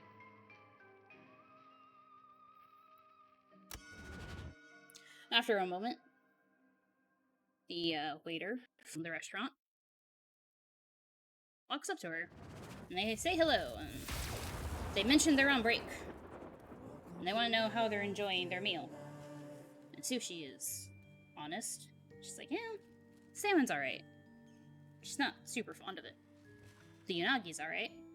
She gives them a detailed explanation of unagi, the eel. The eel is good. And she gives them a very detailed and thorough, excited explanation of their love for the cucumber sushi. Which I believe is called negi sushi, but I'm not 100% certain.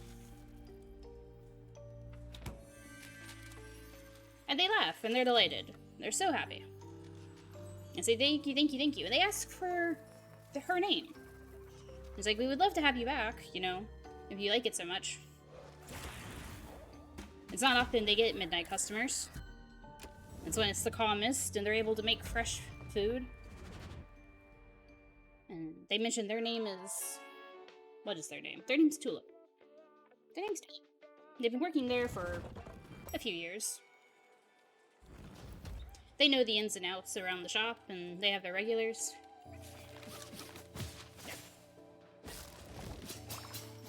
And again, like as I said, they asked for Sushi's name, and Sushi remembers she doesn't know. She doesn't remember much of anything. She wonders if she liked sushi before she woke up. She wonders if she'll like sushi when she goes to bed. And she realizes Tulip is waiting on an answer. And in the back of her mind, she's like, normally, this isn't something that takes too long to answer. You say, what's your name? You give a name. Ah, jeez. What was she supposed to tell them? Like, oh, I don't know my name. I just woke up in someone's apartment. Currently, I'm a vampire now. I don't remember anything before that. Doesn't seem like the best way to carry on this, you know, burgeoning acquaintanceship. And it would be really a shame to scare this person off so soon after they gave their expensive blight and offered, you know, free samples at the store and are delighted to hear how much she likes the sushi. And so she thinks about it, maybe a little bit too long, and she looks back down in her lap.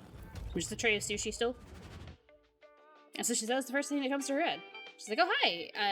Well, not oh, hi, she's already introduced herself. But she's like, oh, my name is Sushi. She holds up the tray. And Tulip sits there, and I mean, what's Tulip going to say? Her name's Tulip. And all the flowers to be named, that's not named after, that's not normally one you see very often. But at first, Tulip's like, you know, maybe Sushi's played a trick. But after seeing the earnestness on Sushi's face, they're like, oh, alrighty. Sushi it is then. And Sushi thought about it, and she's like, well, when the sire gets back, maybe they'll ask, but what are the chances the sire even knows her name? And so she decides, Sushi it is then. And thus, Sushi the vampire, insomniac extraordinaire, named herself. Okay, there you go.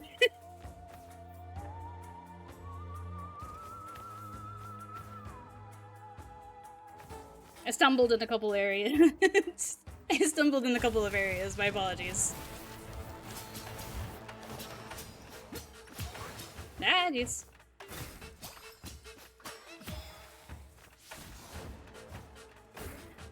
But it's fun, right? Like, you just come up with something, you just go, oh god, you go with it.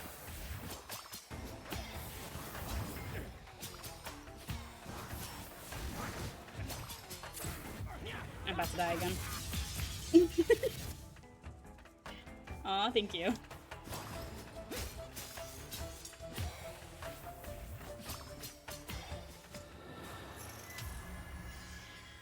Get lost in the small details. No, it's okay. I mean, like, I get that, but, like, also the small details are also sometimes wonderful.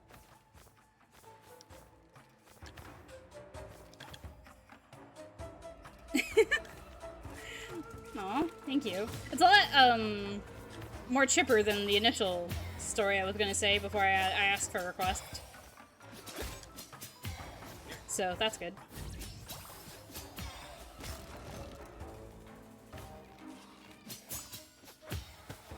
Oh, dang it.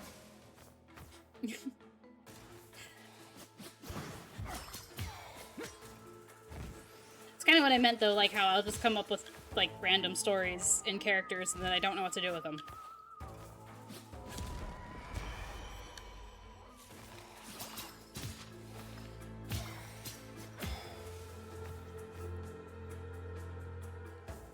I kind of, like, I've been wanting to, like, do something like this for a while now, because I always thought, like, if I could just say, because I don't always have time to write things down, and I thought, like, if I could just, you know, say it out loud, have it recorded somewhere, and then I can go back to it. But I wasn't really sure how, I don't know. Like I said, I can't always hold a train of thought, and I get distracted by things, or I stumble over the words.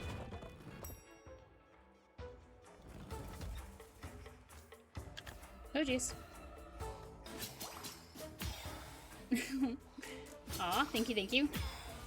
I'm glad everyone enjoyed it. I am here for all your, sushi lore needs.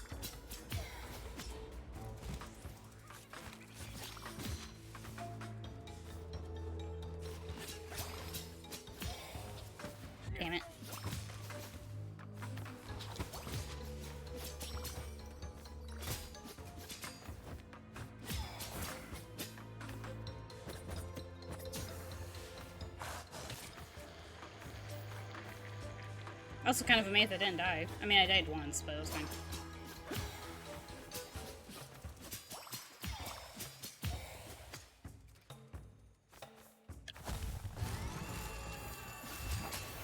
Oh, jeez.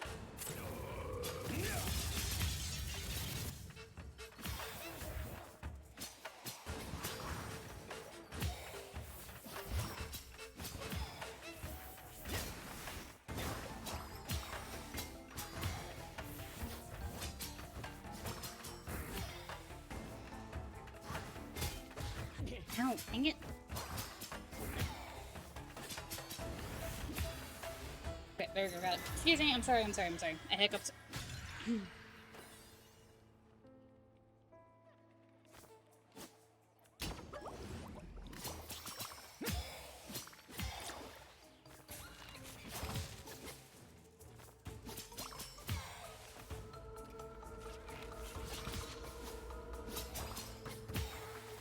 Let's see.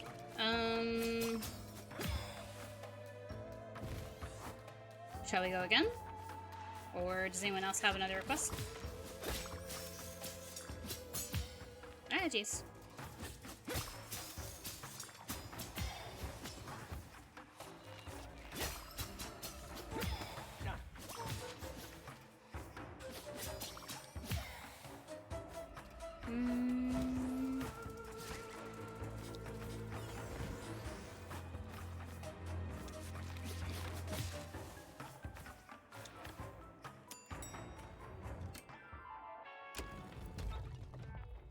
Equipment storage, please. I don't like these knives.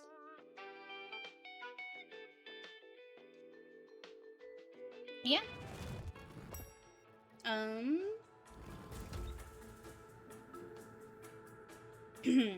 here. I'll give you the one.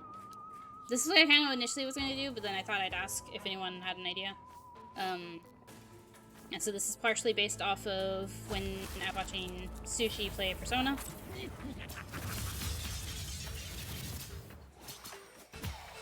I'm sure you'll see where it's inspired by it, but hold on.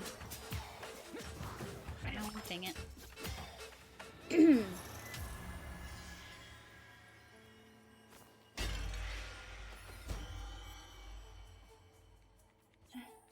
Okay, ready?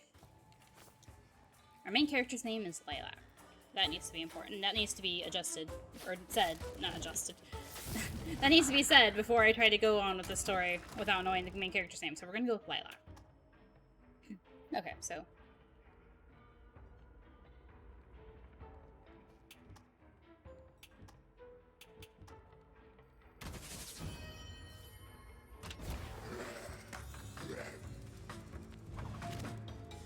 So Lilac supposes, at some point, their parents must have been married. Because you can't be divorced if you weren't married at first. And yet, Lilac doesn't know if they ever believed that their parents were married. They've never known them to be married. They've spent the entire the entirety of their lives bouncing back and forth. 1 year with this person, 1 year with this relative, Christmas with their father, springtime with their mother, 3rd grade at this North school, 4th grade homeschooled by their dad, back and forth, over and over and over again. Until about the time they were 17, their father and mother get into an even deeper argument.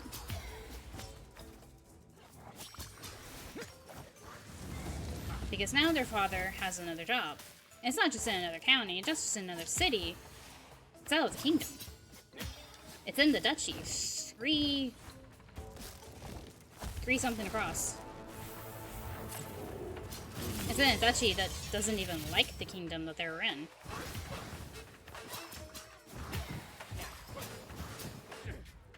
And it's the furthest Lilac will have ever been from the rest of the family. But fall comes, and Lilac finds that all of their belongings are on a train and heading for the duchy.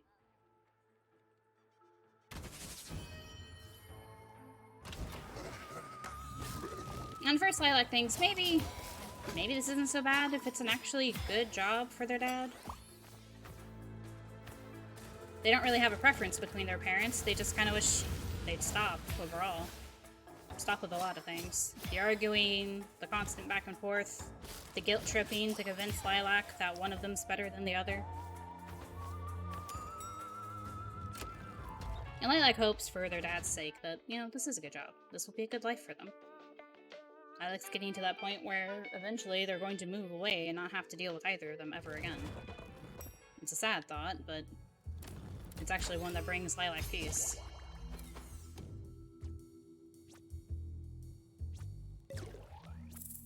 Damn.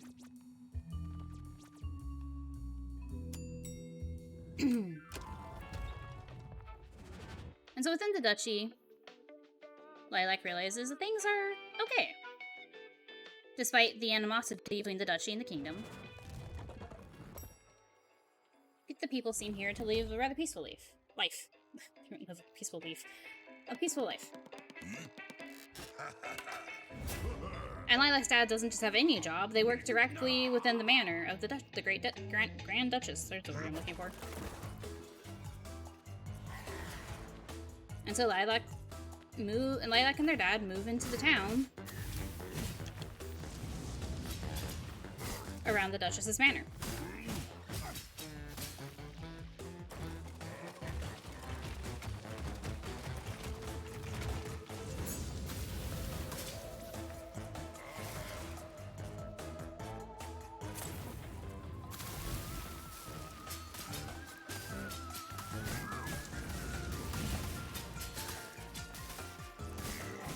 But Lilac comes to realize very soon, after talking to some neighbors, that the school that they assume that Lilac will be going to isn't within the town, it's actually in a nearby city.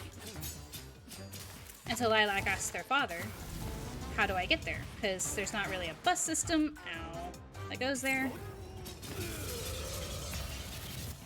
Most adults make a longer commute to drop their child off in the city and then have jobs in the same city. Only for their father to tell them, like, oh no, there's this school here in this little town, and that's where you'll be going.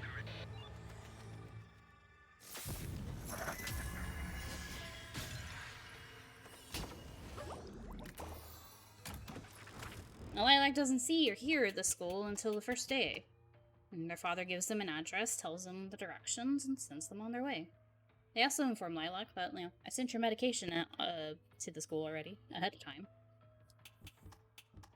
Lilac has chronic migraines and regularly takes medication regularly to try to hold back the symptoms.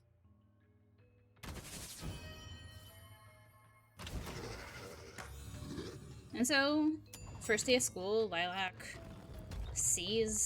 follows the directions and makes their way not quite out of town, but about, 3 miles away from the last house they saw, and to a, well, let's not say run down or dilapidated, but it's seen better days.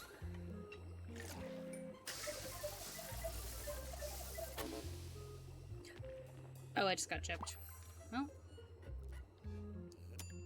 the school's seen better days.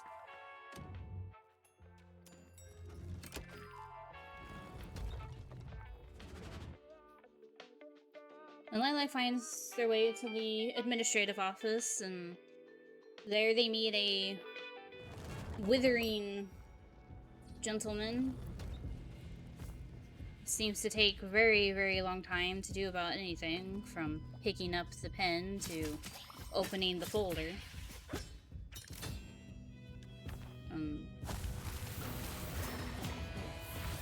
After what must be about 45 minutes, they hand Lilac their school schedule and tell them where their homeroom is. Class was supposed to have started 30 minutes ago, so Lilac decides they'll head to homeroom first and find the nurse's office later.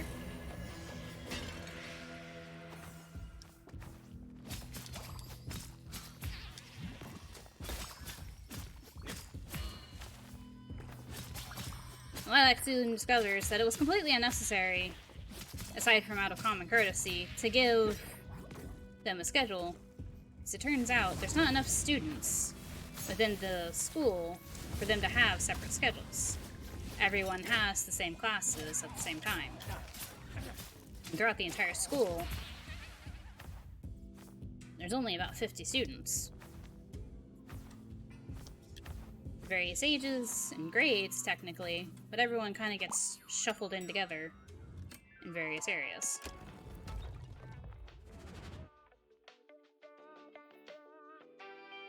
Their homeroom teacher doesn't seem upset that they're late to class. Perhaps they're aware of the administrator's delayed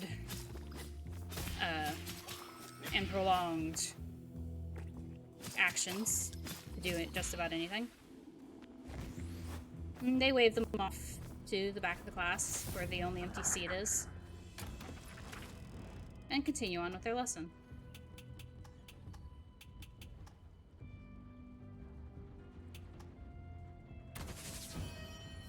Hold on.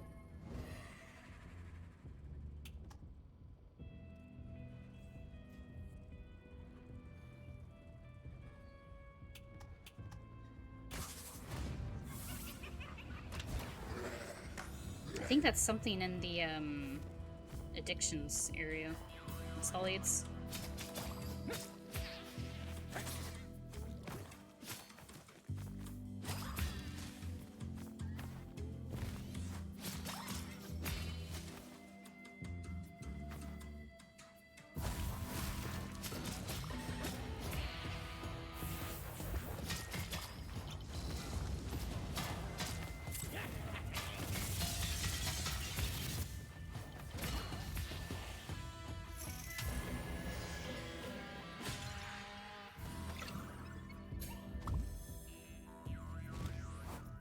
At the back of the class, Anima is sitting between two students. Not quite between them, more like they make an L, or a small right angle. And despite being diagonal from each other, they're chattering back and forth constantly throughout the teacher's lecture. And so much so that Lilac can't hear anything over them, two of them. Deciding that, it's the first day, they'll tell the teacher that, they were late, and which the teacher already knows, and perhaps get notes or find out where they are in the textbook and read up on by themselves. So they poke the kid in front of them, gently, mind you, and asks them if they know where the nurse's office is. And the student in front of them turns around. Let's call them Tony. Tony turns around and looks at them, raises a brow. It's like, why do you want to go to the nurse's office? You just got here. And Lilac explains, he's like, I have medication that got sent to the school because I have to take it. Sometimes I have to take it in the middle of class. It should have gone to the nurse's office. And Tony huffs out a laugh, like, I highly doubt that. It doesn't explain any further, to which their friend sitting next to Lilac, let's call this friend Ow. Let's not call the friend Ow. Let's call the friend Francis.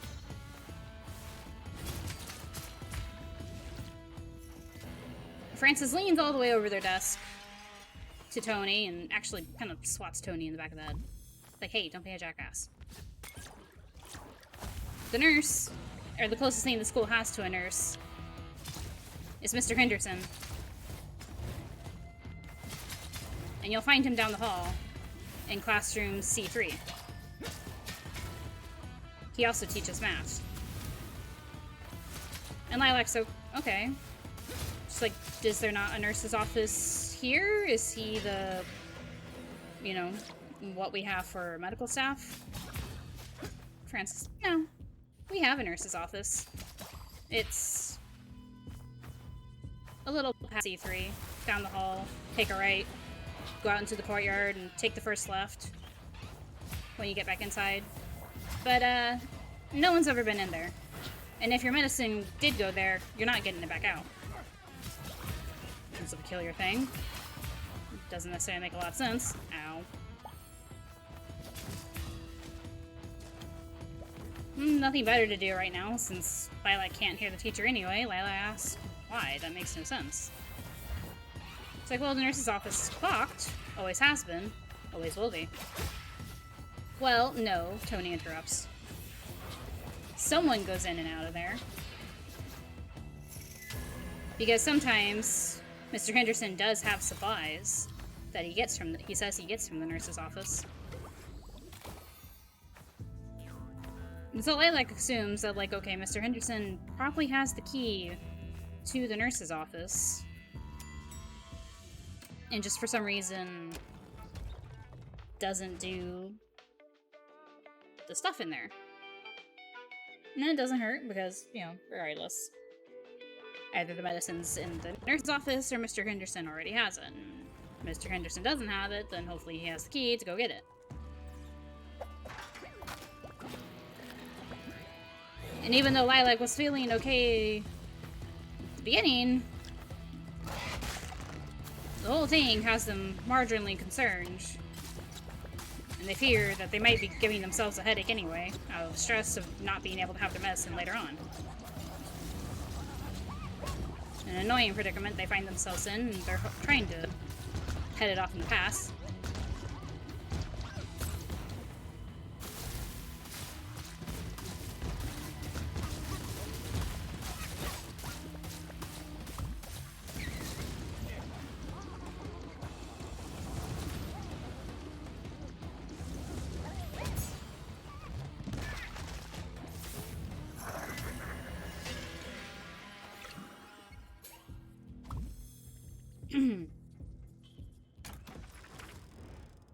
And so once homeroom is done, infuse lightning. Lightning's a thing?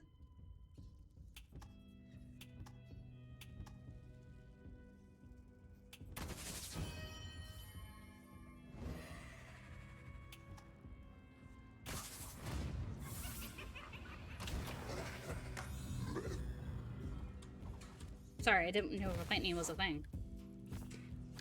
After homeroom, Lilac goes to... Oh my god, lightning's a thing.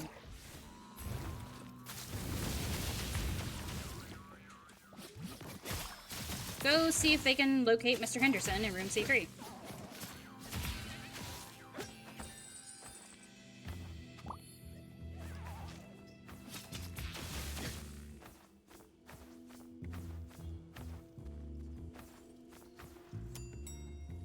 So they find C3, but they don't find anybody in there. And what Lilac was assuming might have been used as a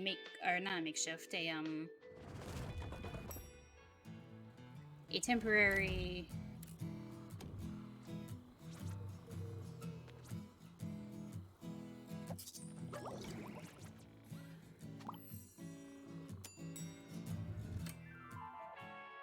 might have been used to be a temporary nurse's office type area. Looks like just another regular classroom. There's still rows of desks, a teacher desk up at the front, chalkboards, cabinets, the like. No sign of Mr. Henderson, though, or anyone else.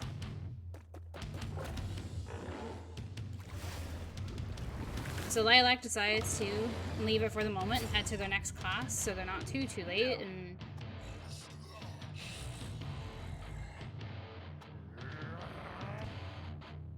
one second while I focus on this boss fight.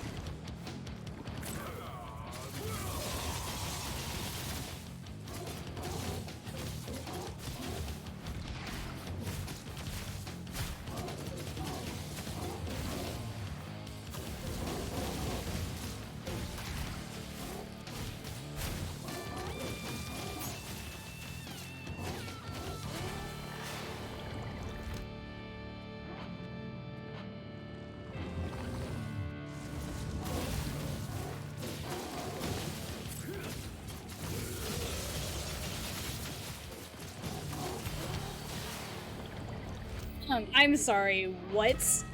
Lightning is OP. What the actual fuck?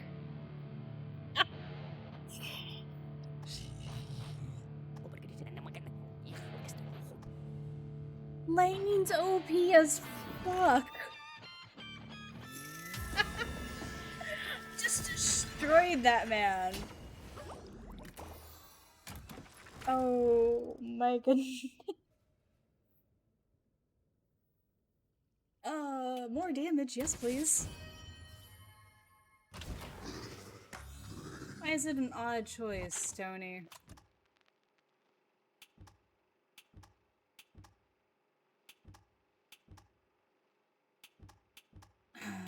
Oh my god, I'm now doing the scythe deals 20% damage, 35% damage. Inflation, which I think just increases 5% chance of pierce. 15 when I'm below 25. I'm not below 25. Alrighty. Oh, well then. Pardon our small interruption. So I could destroy Grimes. Holy shit. Oh, that was wonderful.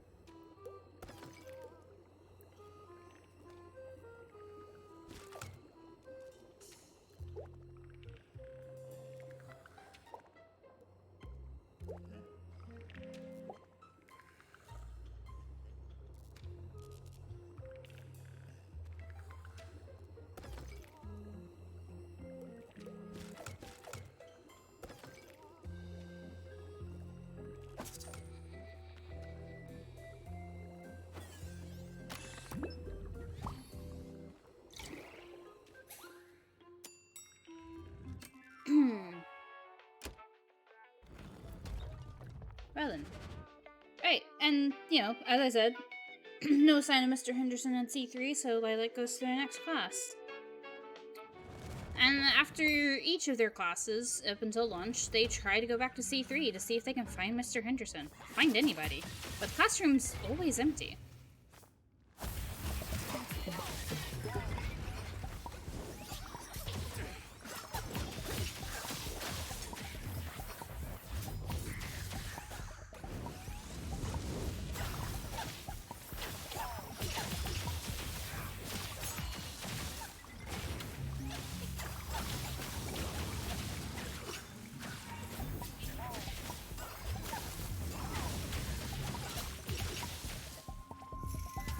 And then at lunchtime, now that they finally have a moment to do so, they check C3 one more time. Still the same old emptiness. And so then they decide to just head to the nurse's office, locked or not. Maybe Mr. Henderson's there resupplying or something.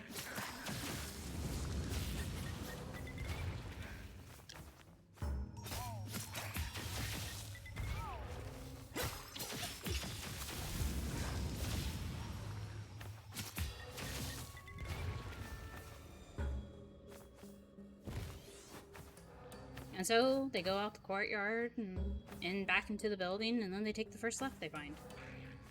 Oh, jeez.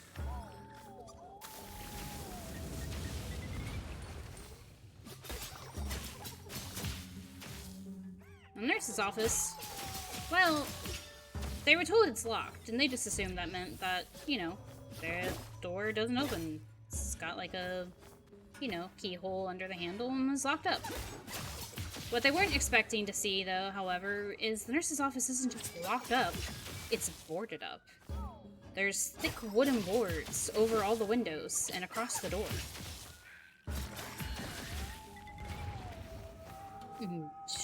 Strong, sturdy nails that keep the boards in place.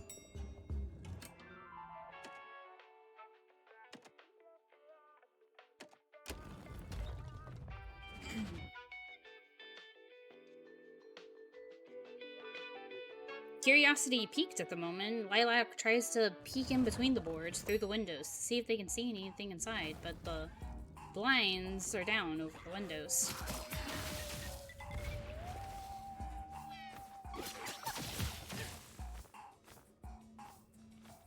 Not much else to do at the moment, and starting to feel far too nervous to head to the cafeteria. Lilac heads back to administrative to talk to somebody, anybody hopefully, who can tell them where Mr. Henderson is or what happened to their medication.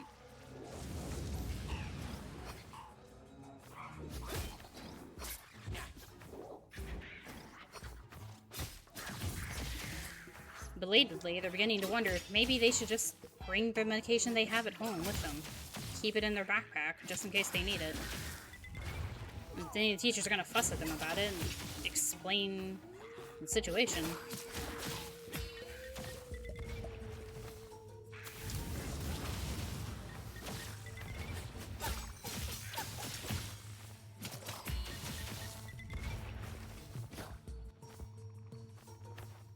Back at administration, though, Lilac's relieved to see someone that isn't the Withering Gentleman who signed them in at the beginning.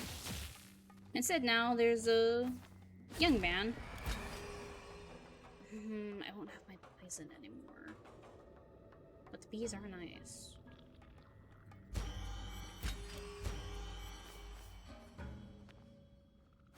It's a young man, about his mid-20s, if I had to guess.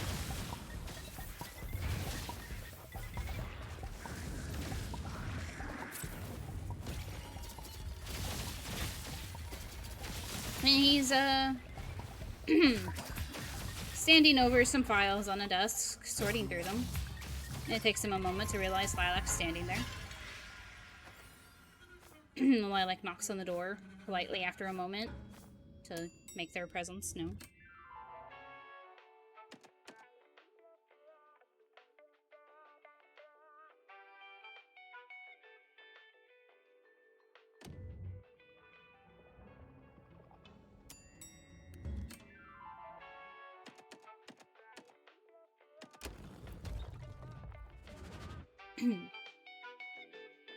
The young gentleman looks up. He's like, "Oh, I'm so sorry, I didn't see you there." He waves Lilac in. He's like, "Yes, how can I help you?" And Lilac explains, I'm a new student here. Today's my first day, and go a little bit through about, you know, gentlemen that helped them get started in the morning. But like how they have an issue that trying to find Mr. Henderson. The young gentleman looks at them and is like, "Oh, Mr. Henderson's should be here. If he's not in C3, he's normally in the math class he teaches." Well, Lilac recalls Tony and Francis saying something about Mr. Henderson being a math teacher. But they also thought they said that he, or maybe perhaps they misunderstood, but they only ever mentioned Mr. Henderson being in C3.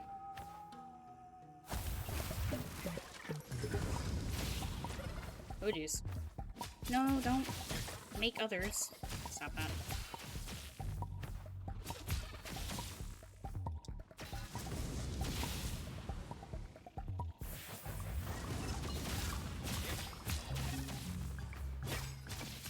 One second.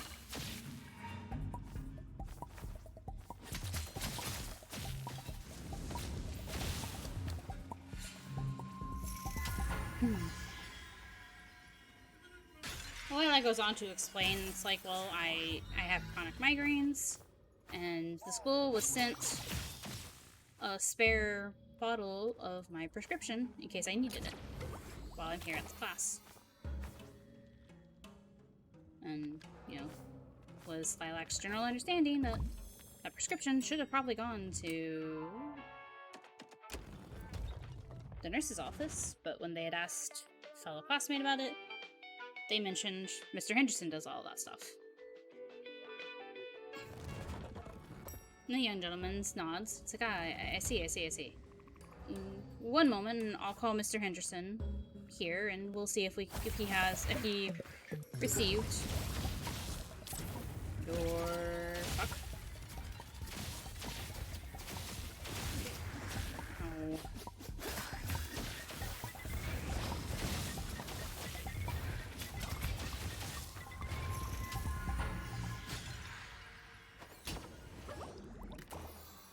We'll see if he received your prescription. And they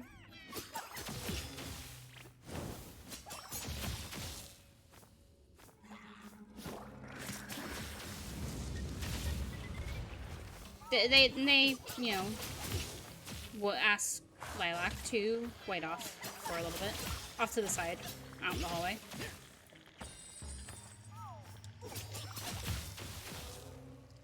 And Lilac's waiting out in the hallway, directly out in the hallway. Let's make note of. They're sitting in a chair right outside the door of the administration office. And after waiting about 15 minutes, the young gentleman pokes his head back out and calls Lilac back in. And he is holding in his hand Lilac's prescription.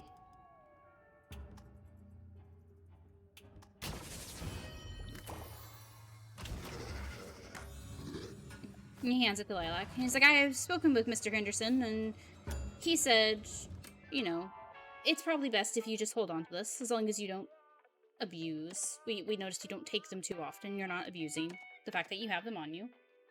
Everything should be fine. And Lilac's a little confused at the moment. She's like, do you have my prescription the entire time? And he's like, no, Mr. Henderson just brought it. He came by, told me what it was about, and you handed me the prescription, said to give it to you, and went back to his class. Lilac looks around, no other way into this room, aside from the door that they just came through.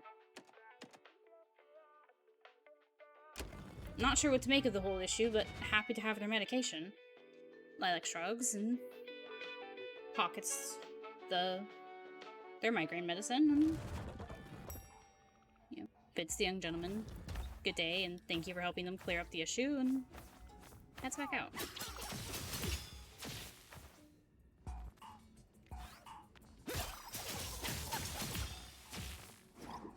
And peculiar enough as it was for a first day at school. Oh, that wasn't full heal, damn it.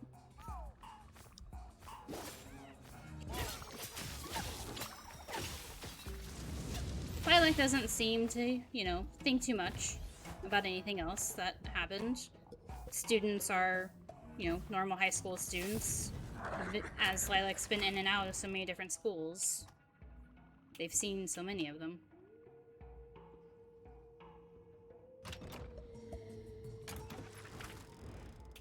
You're used to all the different quirkiness and cliques and silliness that every single one of them seems to offer.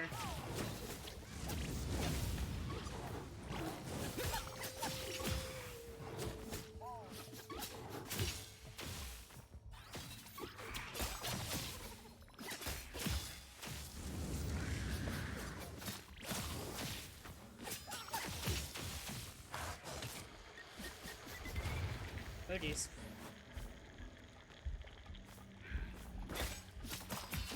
You have students that are nice and students that are jerks just because they can be, and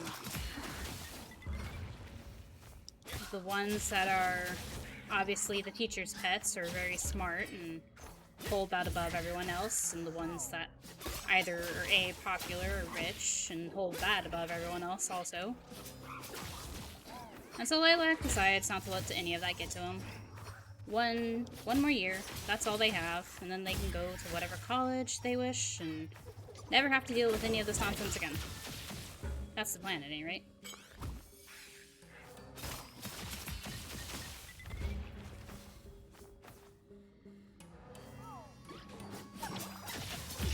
And so, the first day of school behind them and all its peculiarities, Lilac heads home. And on their way back home, oh geez, they run into their neighbors again, coming home from school with their own children who went to the school that's out in the city where they work.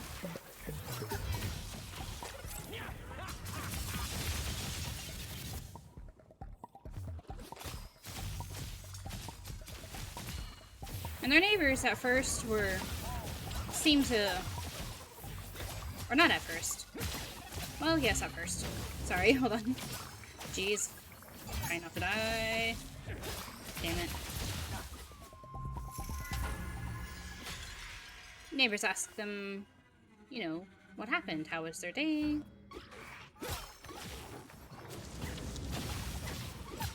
They didn't seem to notice them at the other school. Their kids didn't say anything. And kids standing there with them, great. It's like, yeah, it's the first time we've met. Lilac tells them, it's like, no, I went to the school here. Down, you know, whatever road it is that I didn't name. 3 miles away from the last house you see.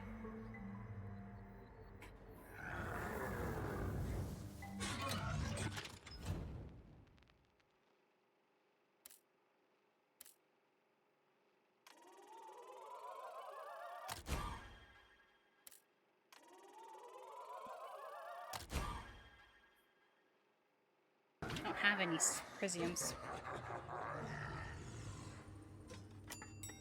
And the neighbor frowns a bit and nods. And I'm like, oh, that's good. Glad you had a good first day. And wishes them generally a well, you know, have a good evening. See you later. And their kid looks at Lilac a few times, curiously, before they head back inside. And Lilac goes inside their own house to wait until their dad's off work. And Lilac's used to being alone. Both of parents. Right, crap. 1 second.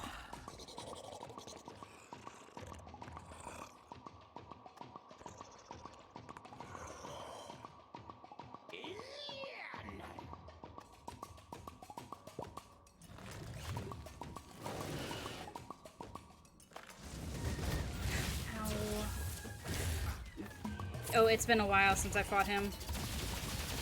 I'm trying to remember it.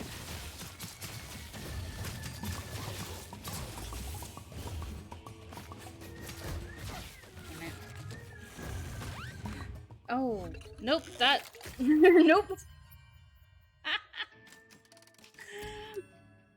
Oh... He does a lot of damage, holy shit. I've only fought him like once. I was trying to remember how to go about it. I almost had him kinda though. Oh, goodness.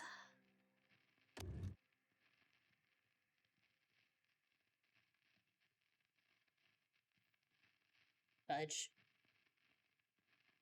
Kind of interesting how they show you all of that.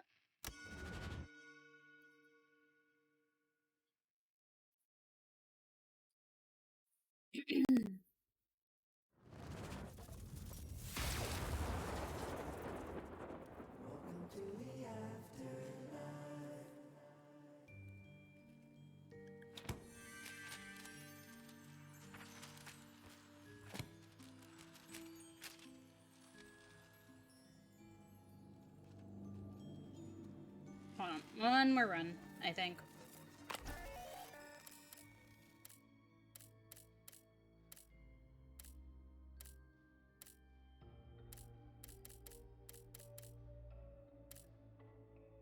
Oh, there we go. Don't know what it does, though.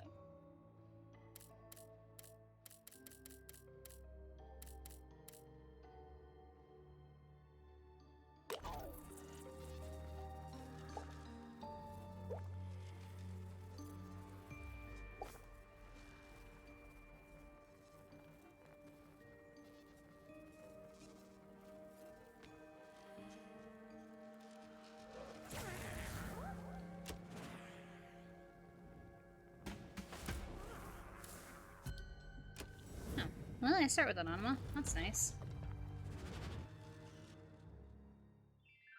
Where were we? Lilac's home. Lilac's home and waiting for their dad. Both Lilac's parents work kind of jobs that meant Lilac spent a lot of time being a latchkey kid, as they say. Making coffee in the morning for the parents, making sure dinner was either cooked or put in the fridge, frozen, so that whoever needed it could just warm it up.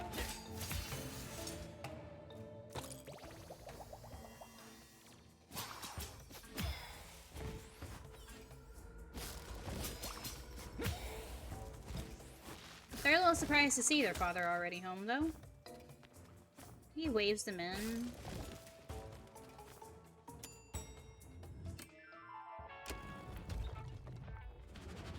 Waves them in, you know. I have lasagna in the oven.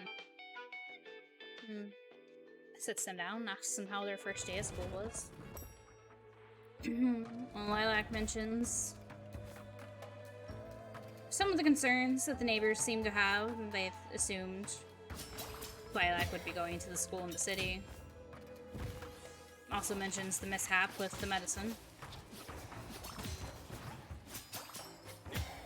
Their father frowns at the mentions of it, but he trusts Lilac, and he's like, well, you know, at least you have it, and you take it when you need to.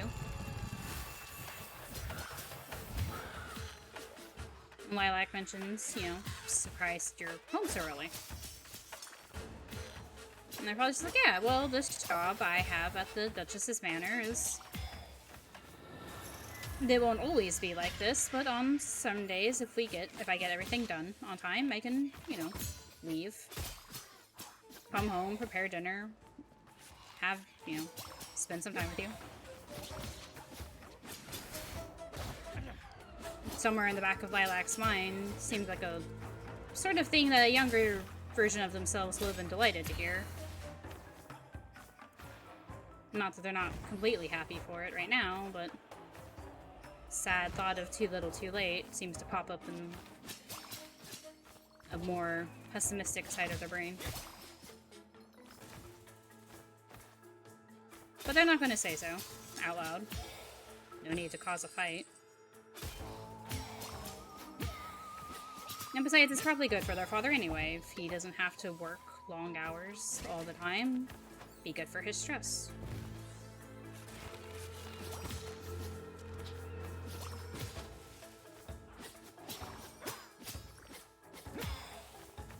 And so, let's two. Lilac decides, school aside, strange hours from their father aside.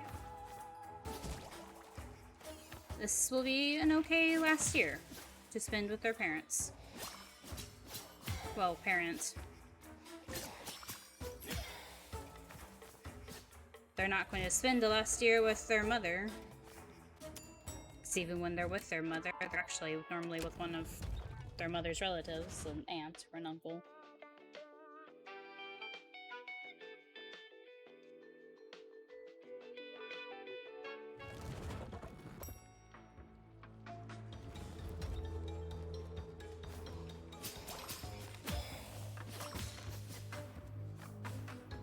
And so the first month of Lilac's new and temporary life in the Grand Duchy goes by. Ow. School is a little less than what Lilac is used to, but they chalk that up to funding and the small school body size.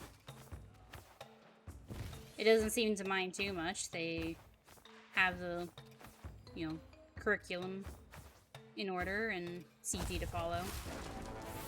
A lot of it is stuff Lilac's already learned from homeschooling, but it's neither here nor there. As long as Lilac graduates and can get into a college, that's all that matters.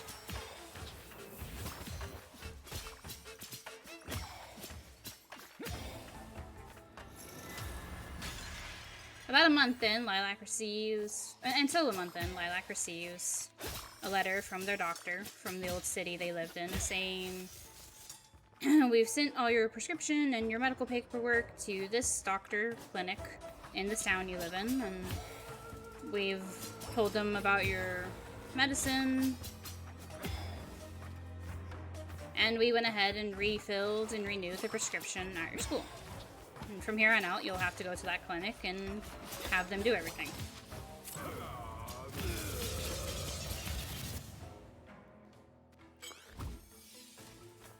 And Lilac is at first relieved to hear, you know, that their old doctor took care of the things, but then they remember that, like, oh, they just sent the prescription straight to the school again. Lilac's going to have to go find it from the administrative office or the nurse's office or Mr. Henderson, whom they still have not met. And it's not their math teacher. Their math teacher is a Mrs. Lara in B7.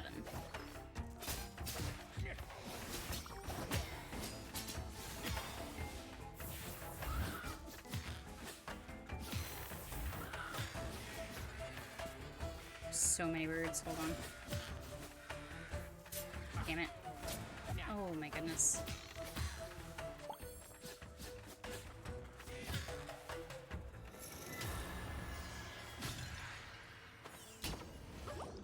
And Lilac also considers the fact that, like, well,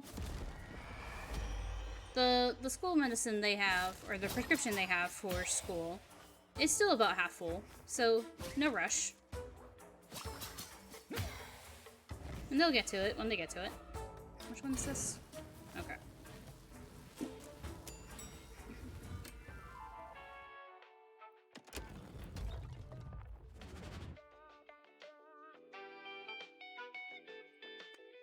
No rush.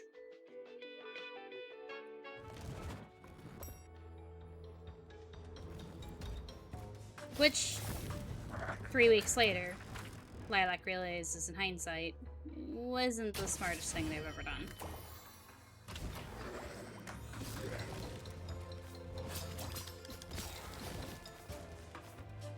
Lilac wishes they could explain how why their migraines were, what caused them to sometimes be very frequently, several times a day, every day, and then why they could go a whole week without even the slightest headache. But they can't, and the doctors can't either, apparently.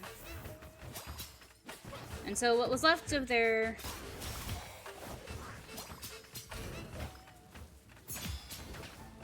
medication for school purposes gets used up rather quickly. One very bad week. And then the class period just before lunch, when they shake out the very last pill of their bottle in the bottle. And they're reminded that school did receive a refill, and they still haven't received it. So during that lunch period, Lilac heads once again to administrative office to ask them if they've received their medicine. Unfortunately, however, it is the withering gentleman in the administration office at the moment. And he stands at the doorway after answering, after taking 10 minutes to answer Lilac's knock. And perhaps that should have been Lilac's first clue. And when they hear Lilac's request, he simply nods and closes the door in Lilac's face. Lilac waits for a minute, thinking, well, maybe they're going to get it again and just, hand it off like the young gentleman did. But after about 20 minutes, and no response when Lilac knocks again, Lilac thinks perhaps not. Realizing that lunch will be over soon if they just keep standing there, Lilac decides to try once again.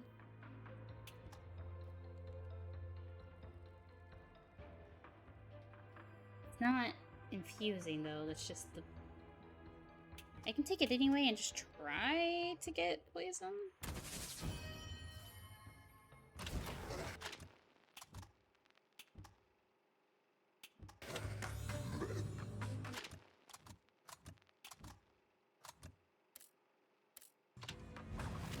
Lilac tries once again to head to C3 to find Mr. Henderson,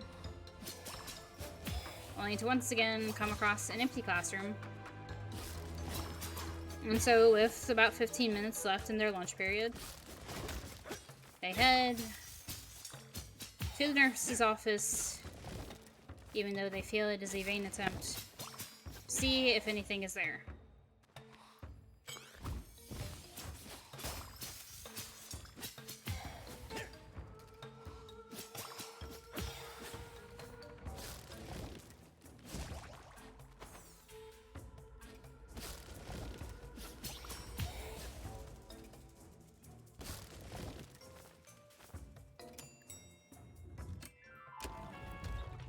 And to their surprise,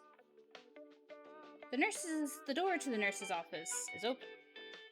Boards lying on the floor.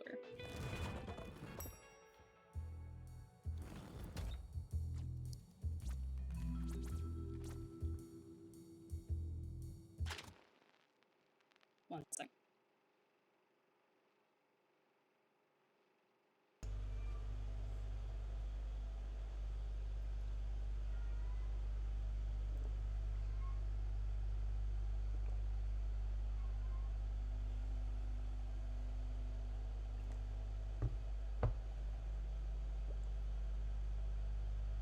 See, I turned the RTX off, and so he just stops me. Oh, nope, there he is. I don't know if you guys can hear him. I can hear him over my headphones out in the hallway.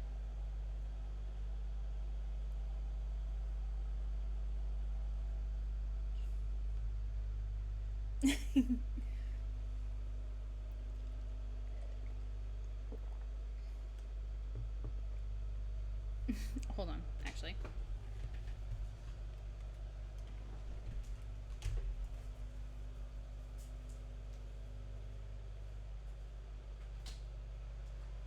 Come here, monkey.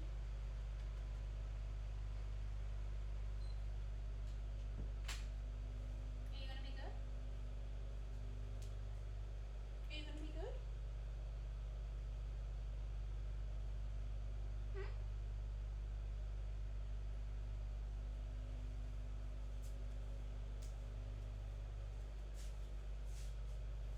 Callie's up in that window. She's not gonna be happy if you hop up there with her.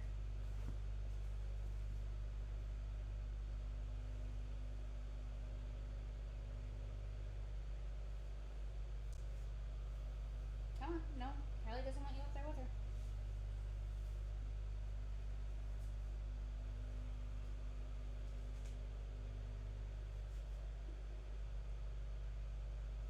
Swish your tail at her. You're not allowed up there anyway.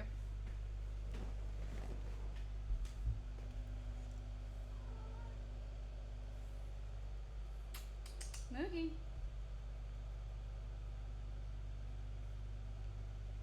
Hold on, I wonder if because he's in the room now, so I wonder if I turn the RTX back on if you'll still hear him if he starts meowing.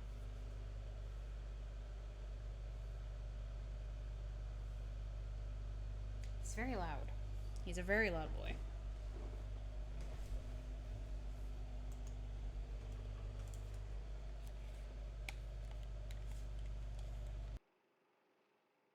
Okay. Where were we? Oh, nurse's office door is open. Boards lying on the ground. Hi, Moogie. Do you guys hear him? I turned the RTX back on. No. Moogie. You gonna go get in your spot? You can be good and sit in your spot. Okay. He fusses as he, goes to lay down.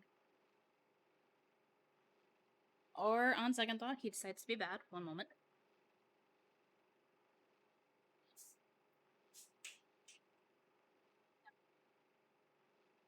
Feel better. Lay down. Lay down or I'm gonna have to throw you up.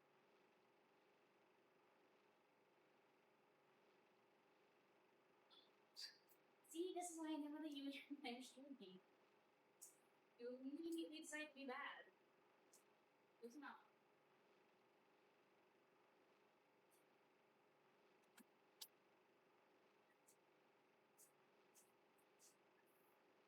Never mind. We had to remove a Moogie because he tried to climb my blinds.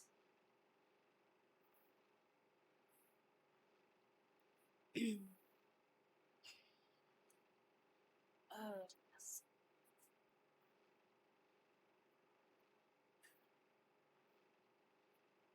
Okay, do I want these? They're green.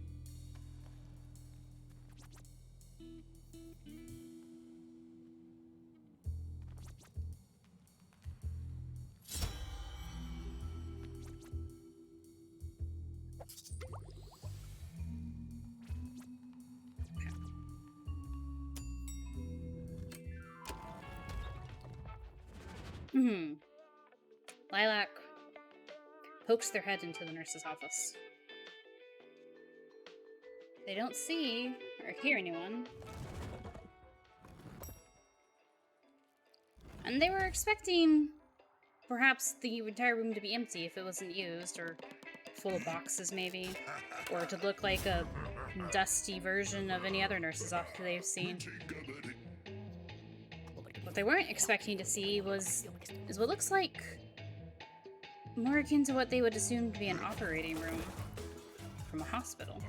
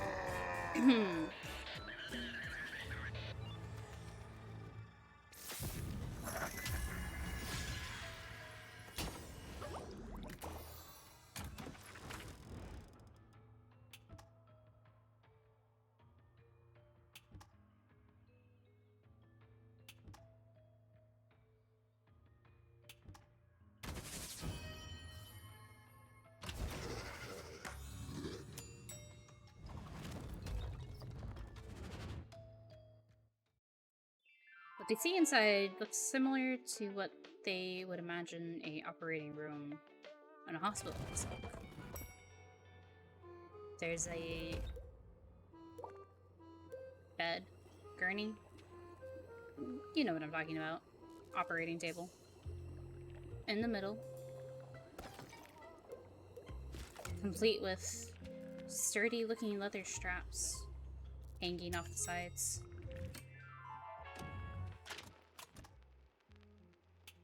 There's a metal rolling table.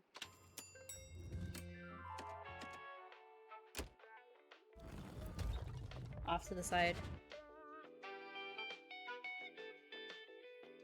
Shiny, clean instruments. Lined up. Orderly on its surface.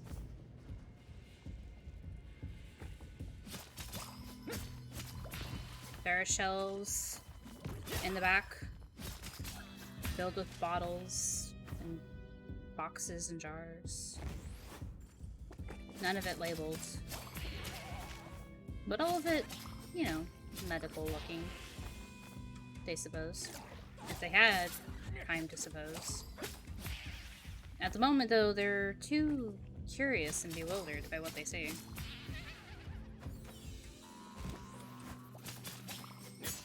Against their better judgment, Lilac steps inside.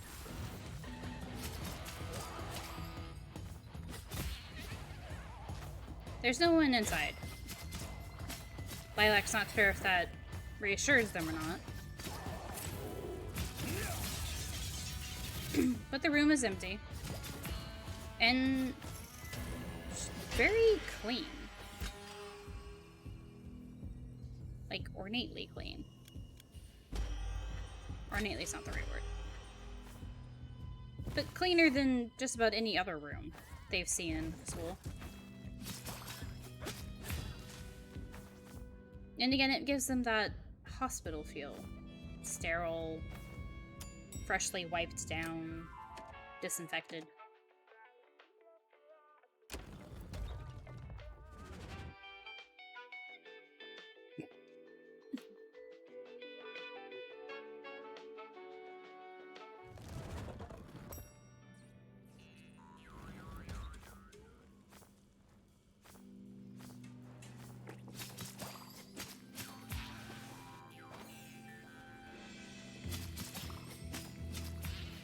A group of filing cabinet-like drawers draws Anima's attention, off to the side, away from the operating table.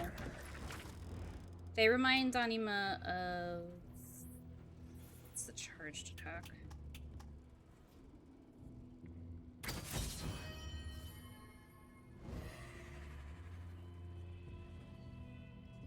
For the next purchase.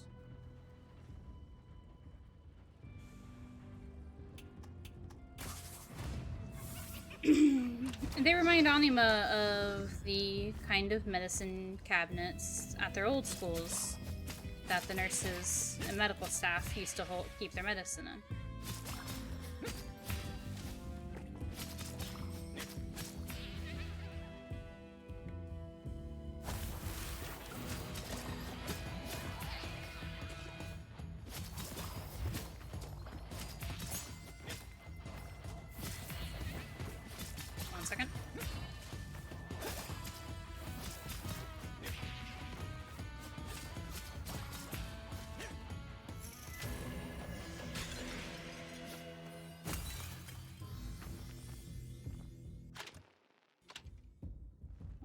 They open a couple of them and expect to, or maybe hope, that they'll see... It's the same one I already have. Some sort of filing system sorted by last name or grade that they can use to potentially find their medicine. Ah, hi, why are you screaming in chat, Sushi? Okay, you got it out. Oh no. Why? Is everything okay? Ah! Did you just need to vent? Are we good?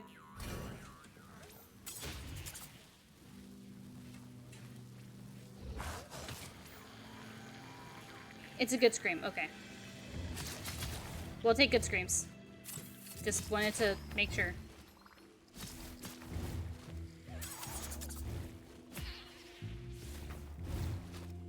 Oh, I'm not... Ay, jeez.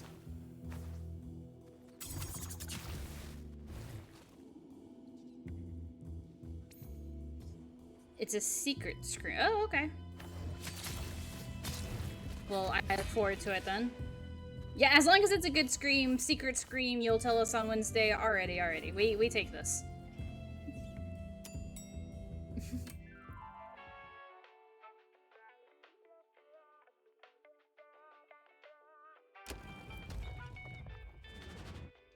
Shoot, did I take shop or... control room price? I don't remember.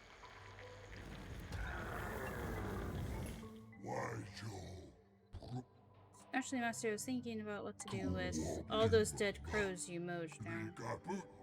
We could bring them back to life, put them all in a big cage that's shaped like a tower with little horns on top. It would look really impressive. There would be thousands of them. Tens of thousands. Jacob, what are you doing?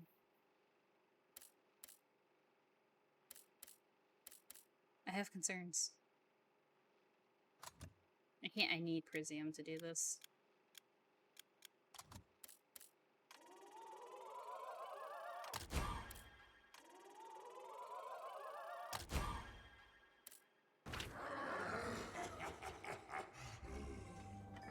Thanks, Jacob. Orville? Orville, are you also going to help him?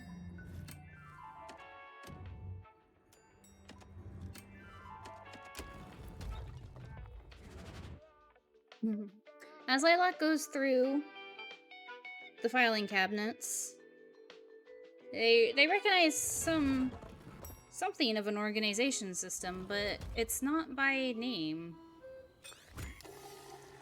It seems to be by...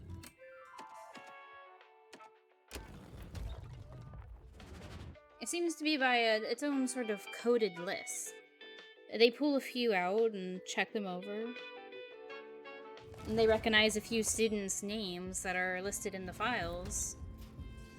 But it all seems to be very standard medical test. Or medical records, I should say. Blood type, vaccinations. Oh geez. At the bottom of each one, though, there is a little...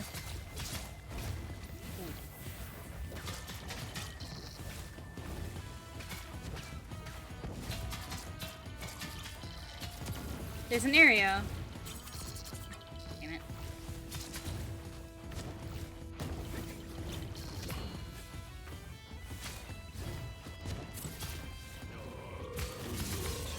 Ooh, 1 second.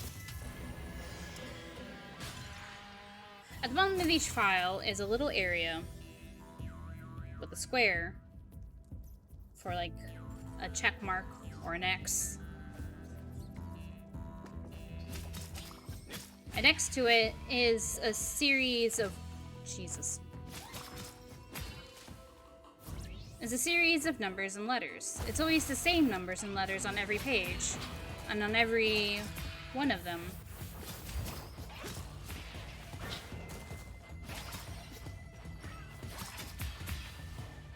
And on every one of them that Lilac comes across, it's always marked off with an X. That is, until they get to a file named Clive Henderson.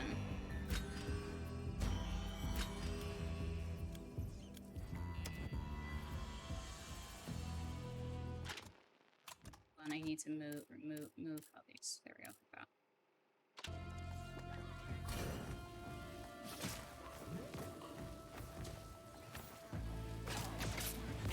Damn it. Damn it. Can I hold it? No. Okay. They get to a file named Clive Henderson, and Clive Henderson is the only one they've seen that has a check mark.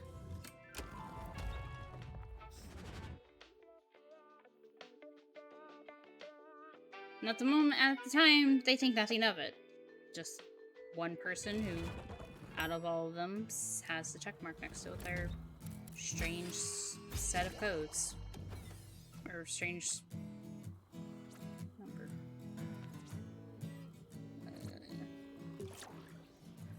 Hi, Mark.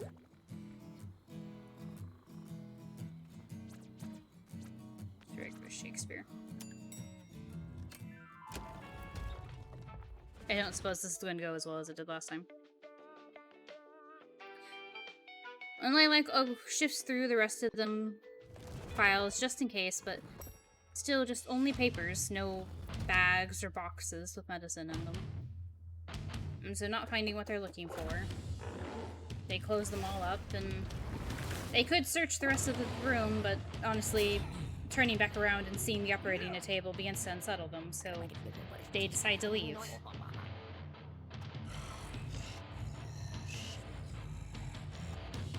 1 second. Damn it.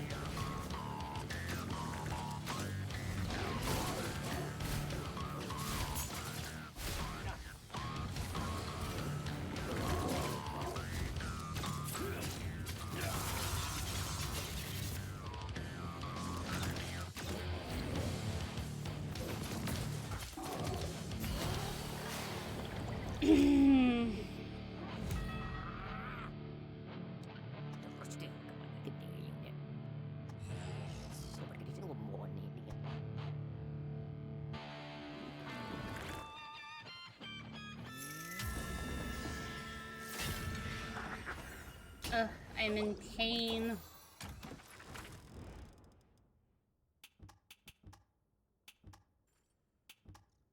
Oh, infused. Wait, hold on. I have a thing. Can I look at? Is it going to let me look at? Shoot. Is this the one that I took that has I can stack poison? Fuck it, infused poison.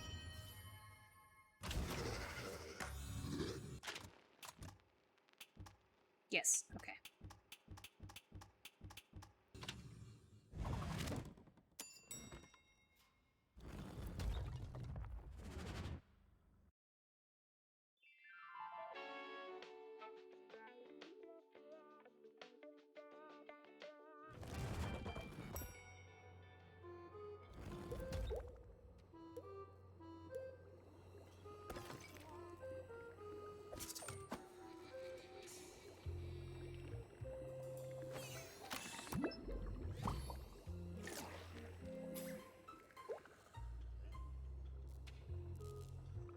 Sure, that's not that bad.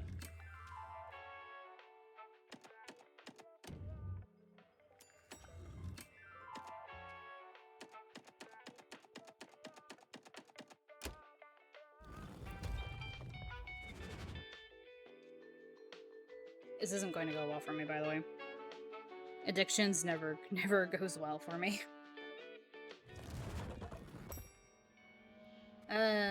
Also content warning that, you know, same kind of physical illness. This is the addictions area, so...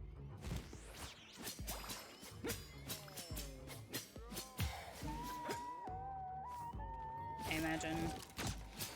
Oh no. Oh, it's also the one with the weird... This area is the one with the weird... background noise. Ow.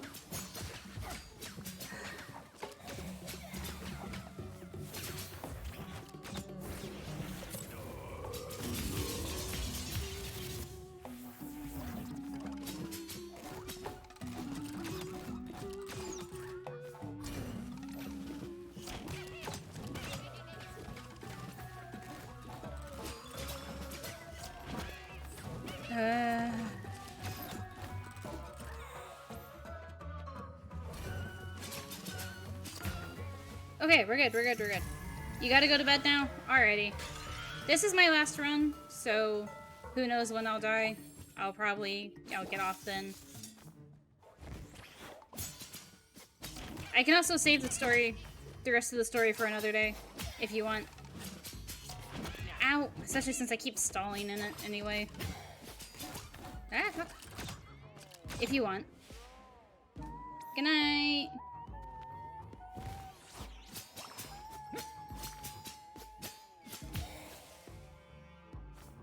Get some rest. I'll poke at you tomorrow.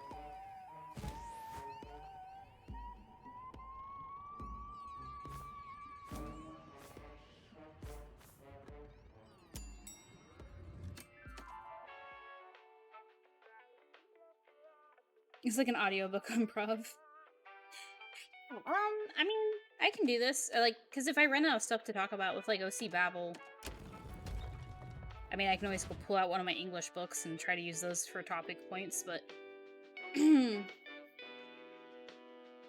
sometimes I find myself, not sure what to talk about with OCs. Or my brain just doesn't want to function.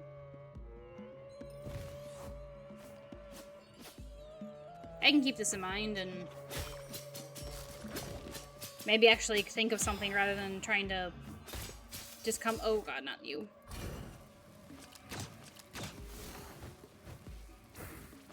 Come up with off the cuff, even though most of it was. Good night. I will tell all the babies good night.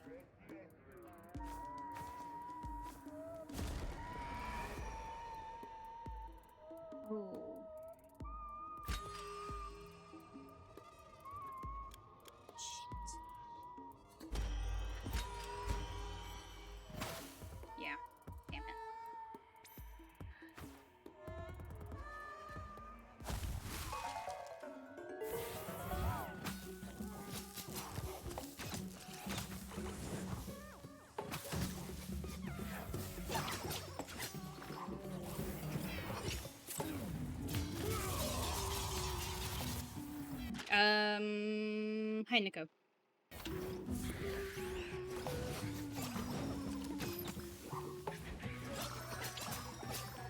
Hi, Nico, so you're missing.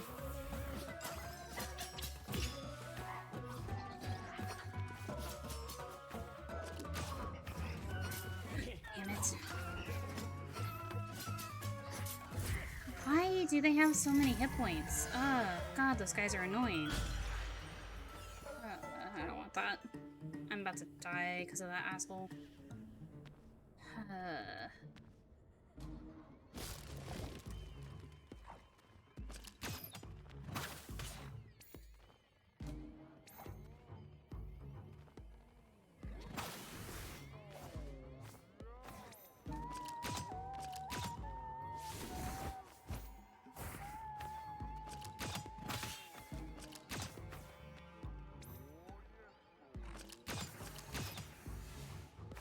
Damn it, neither of them dropped me healing.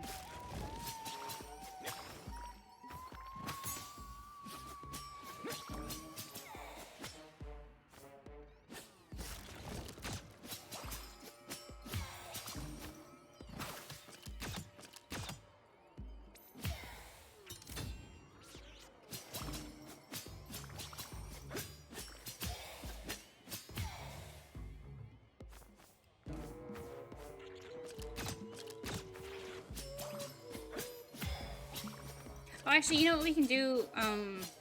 Because normally, like, on the days, like, sushi streams are normally days I try to do, like, little games like this. So, we can carry this on Wednesday. Oh, jeez. That'll give me some time to brainstorm. So, like, I have, like, loose idea threads.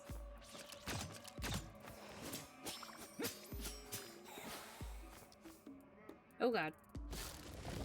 So I can flesh them out a little bit better. But I won't think too far ahead, just so I can keep up the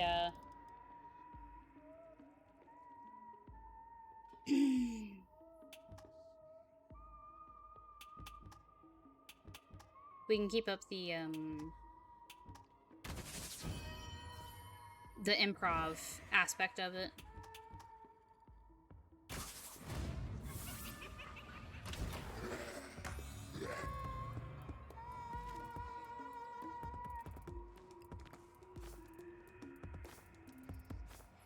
I'm glad you're enjoying it.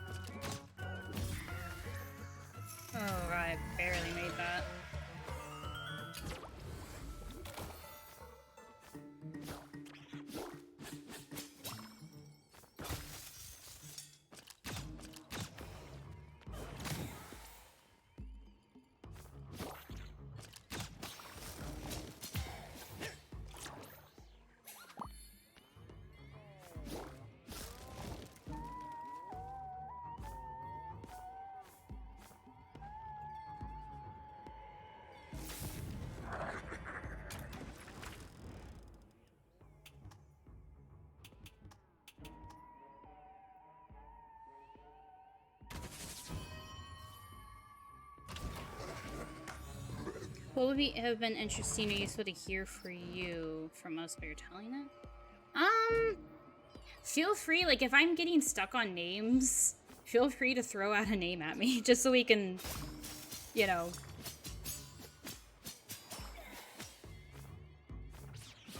that would normally help. Or if you want to...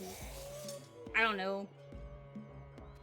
Like, if I seem to, like, if I've repeated myself, like, a couple of times, and it's like, and they went down the hall, like, you can, you know, ad-lib, I guess, and say, and they found a thing, or something. Make small suggestions.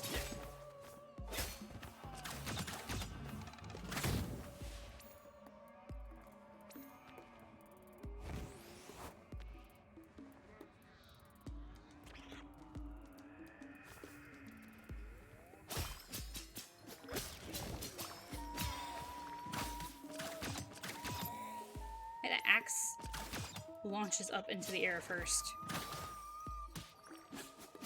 I was kind of hoping it would kind of shoot forward.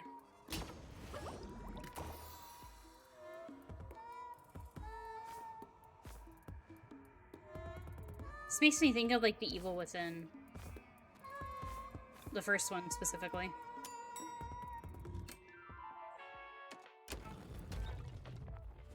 I need to actually look up some of these rooms to, like, what is this room? Because, like some of them are obvious, like equipment storage, or Oshaw's office, or, you know, stuff like that. But, like, vault, does vault mean whatever? Or, like, the hazardous floors, like, what is that?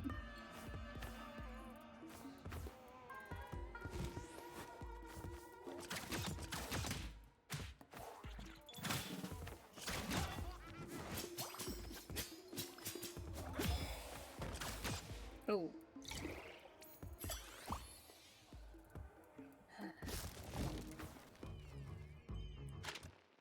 Are they the type of stages? Yeah, like when I'm at the elevator, they are the floor that I go to. And so, like, after I fight a boss, oh my god, why?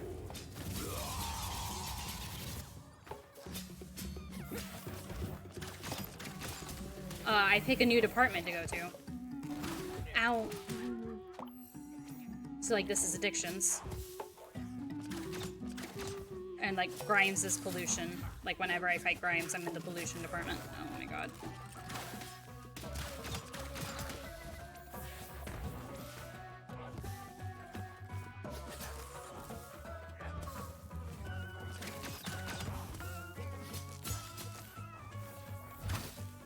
Ah, there's more of them.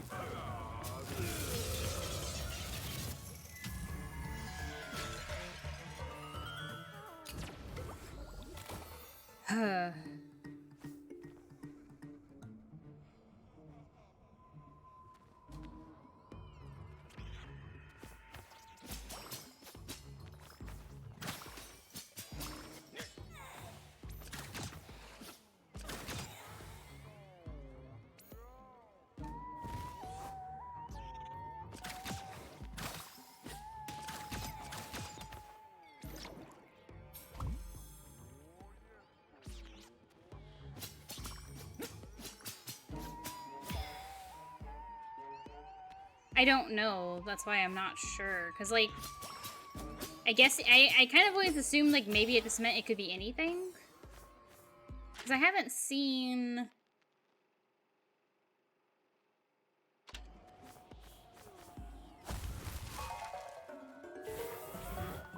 Oh, why again?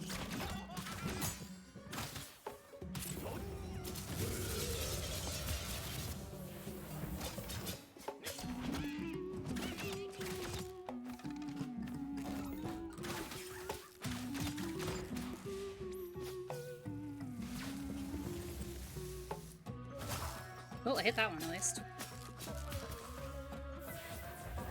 Oh, jeez.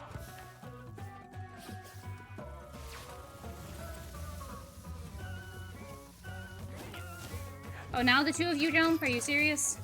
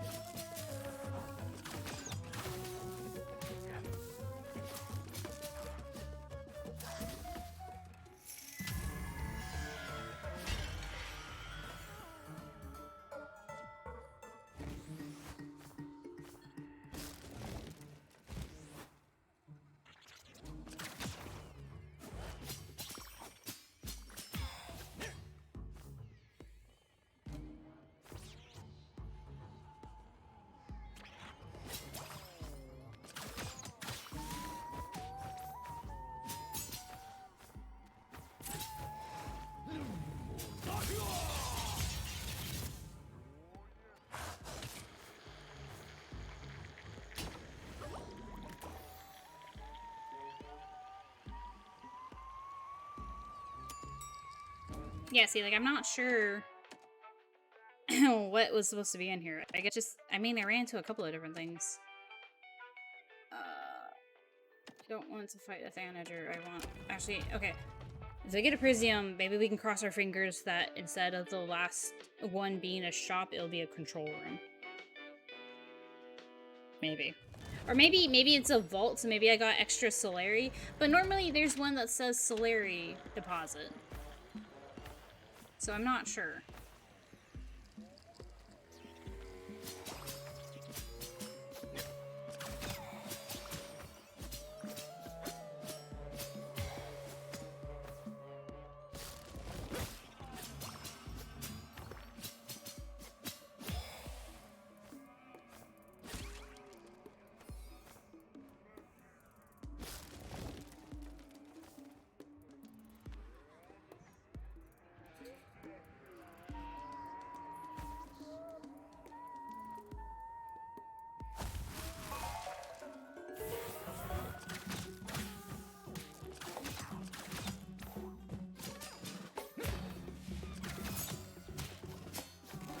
No, damn it, I thought it was facing the other way.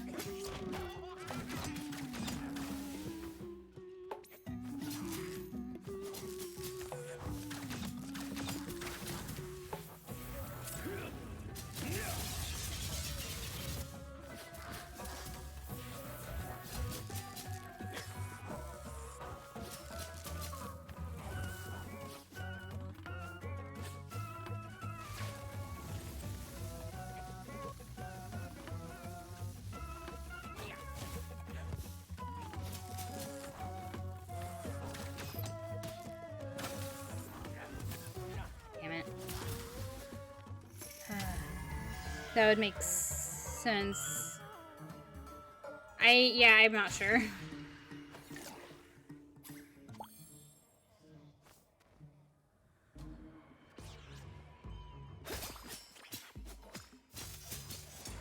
No.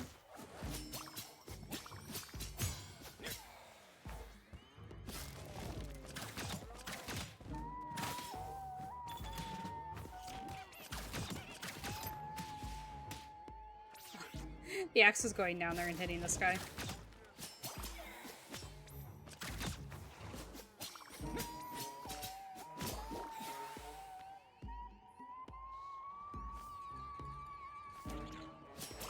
Ah, fuck.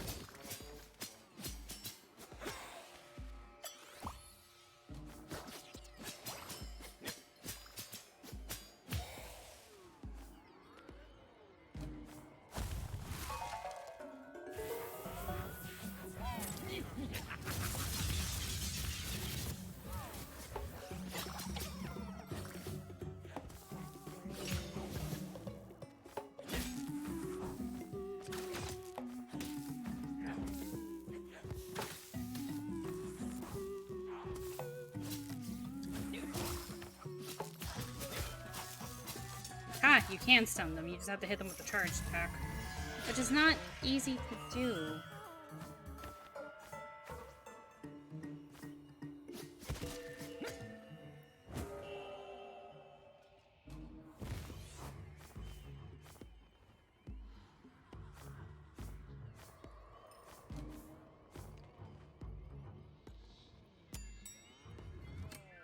D, control room. Okay. This is unfortunate though, because I don't...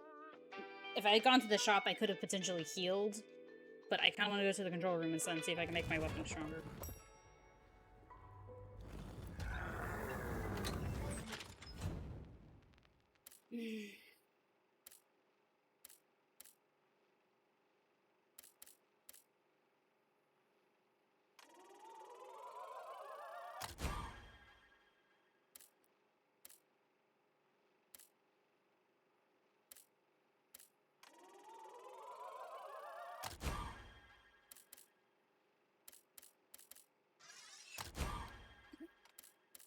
Okay.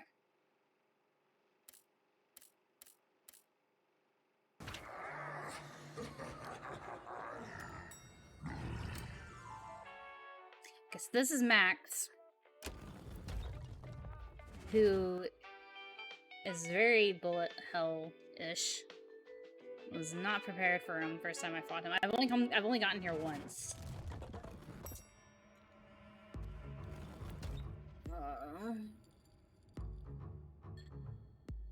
Hey.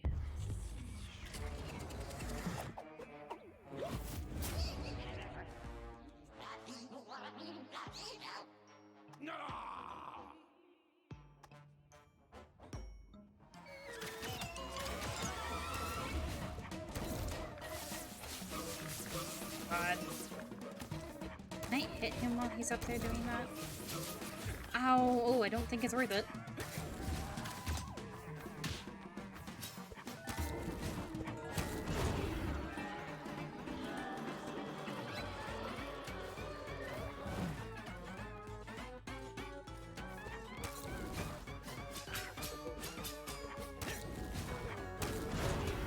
No! Ow. Fuck.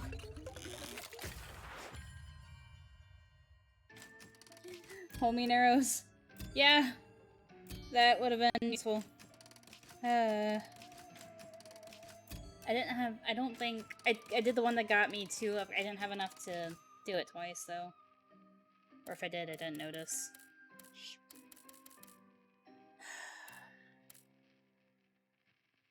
My thing was, like, I need to fight him more often to, like, learn his patterns.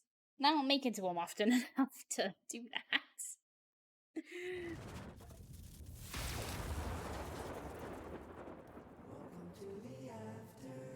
Yeah, no, it's okay. I like that bow, though. Oh,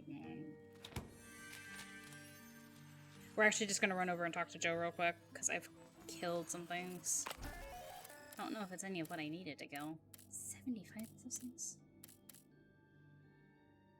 Okay, I need to kill 6 more imposters. There we go.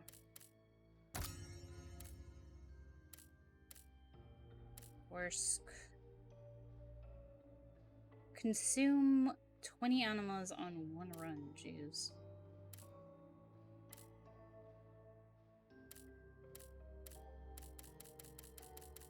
I'm sure if I made it to the end, I'd be able to do that a little better.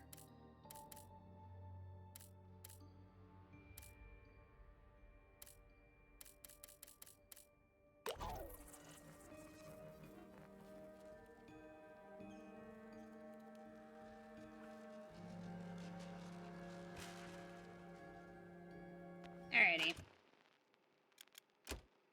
Oh, goodness. Well, that's enough for that for tonight.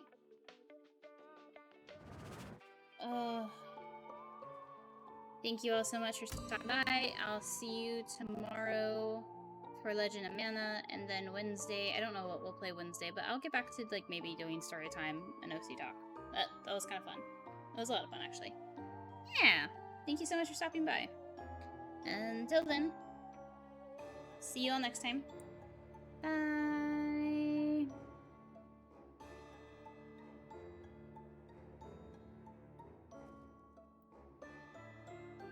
Good night!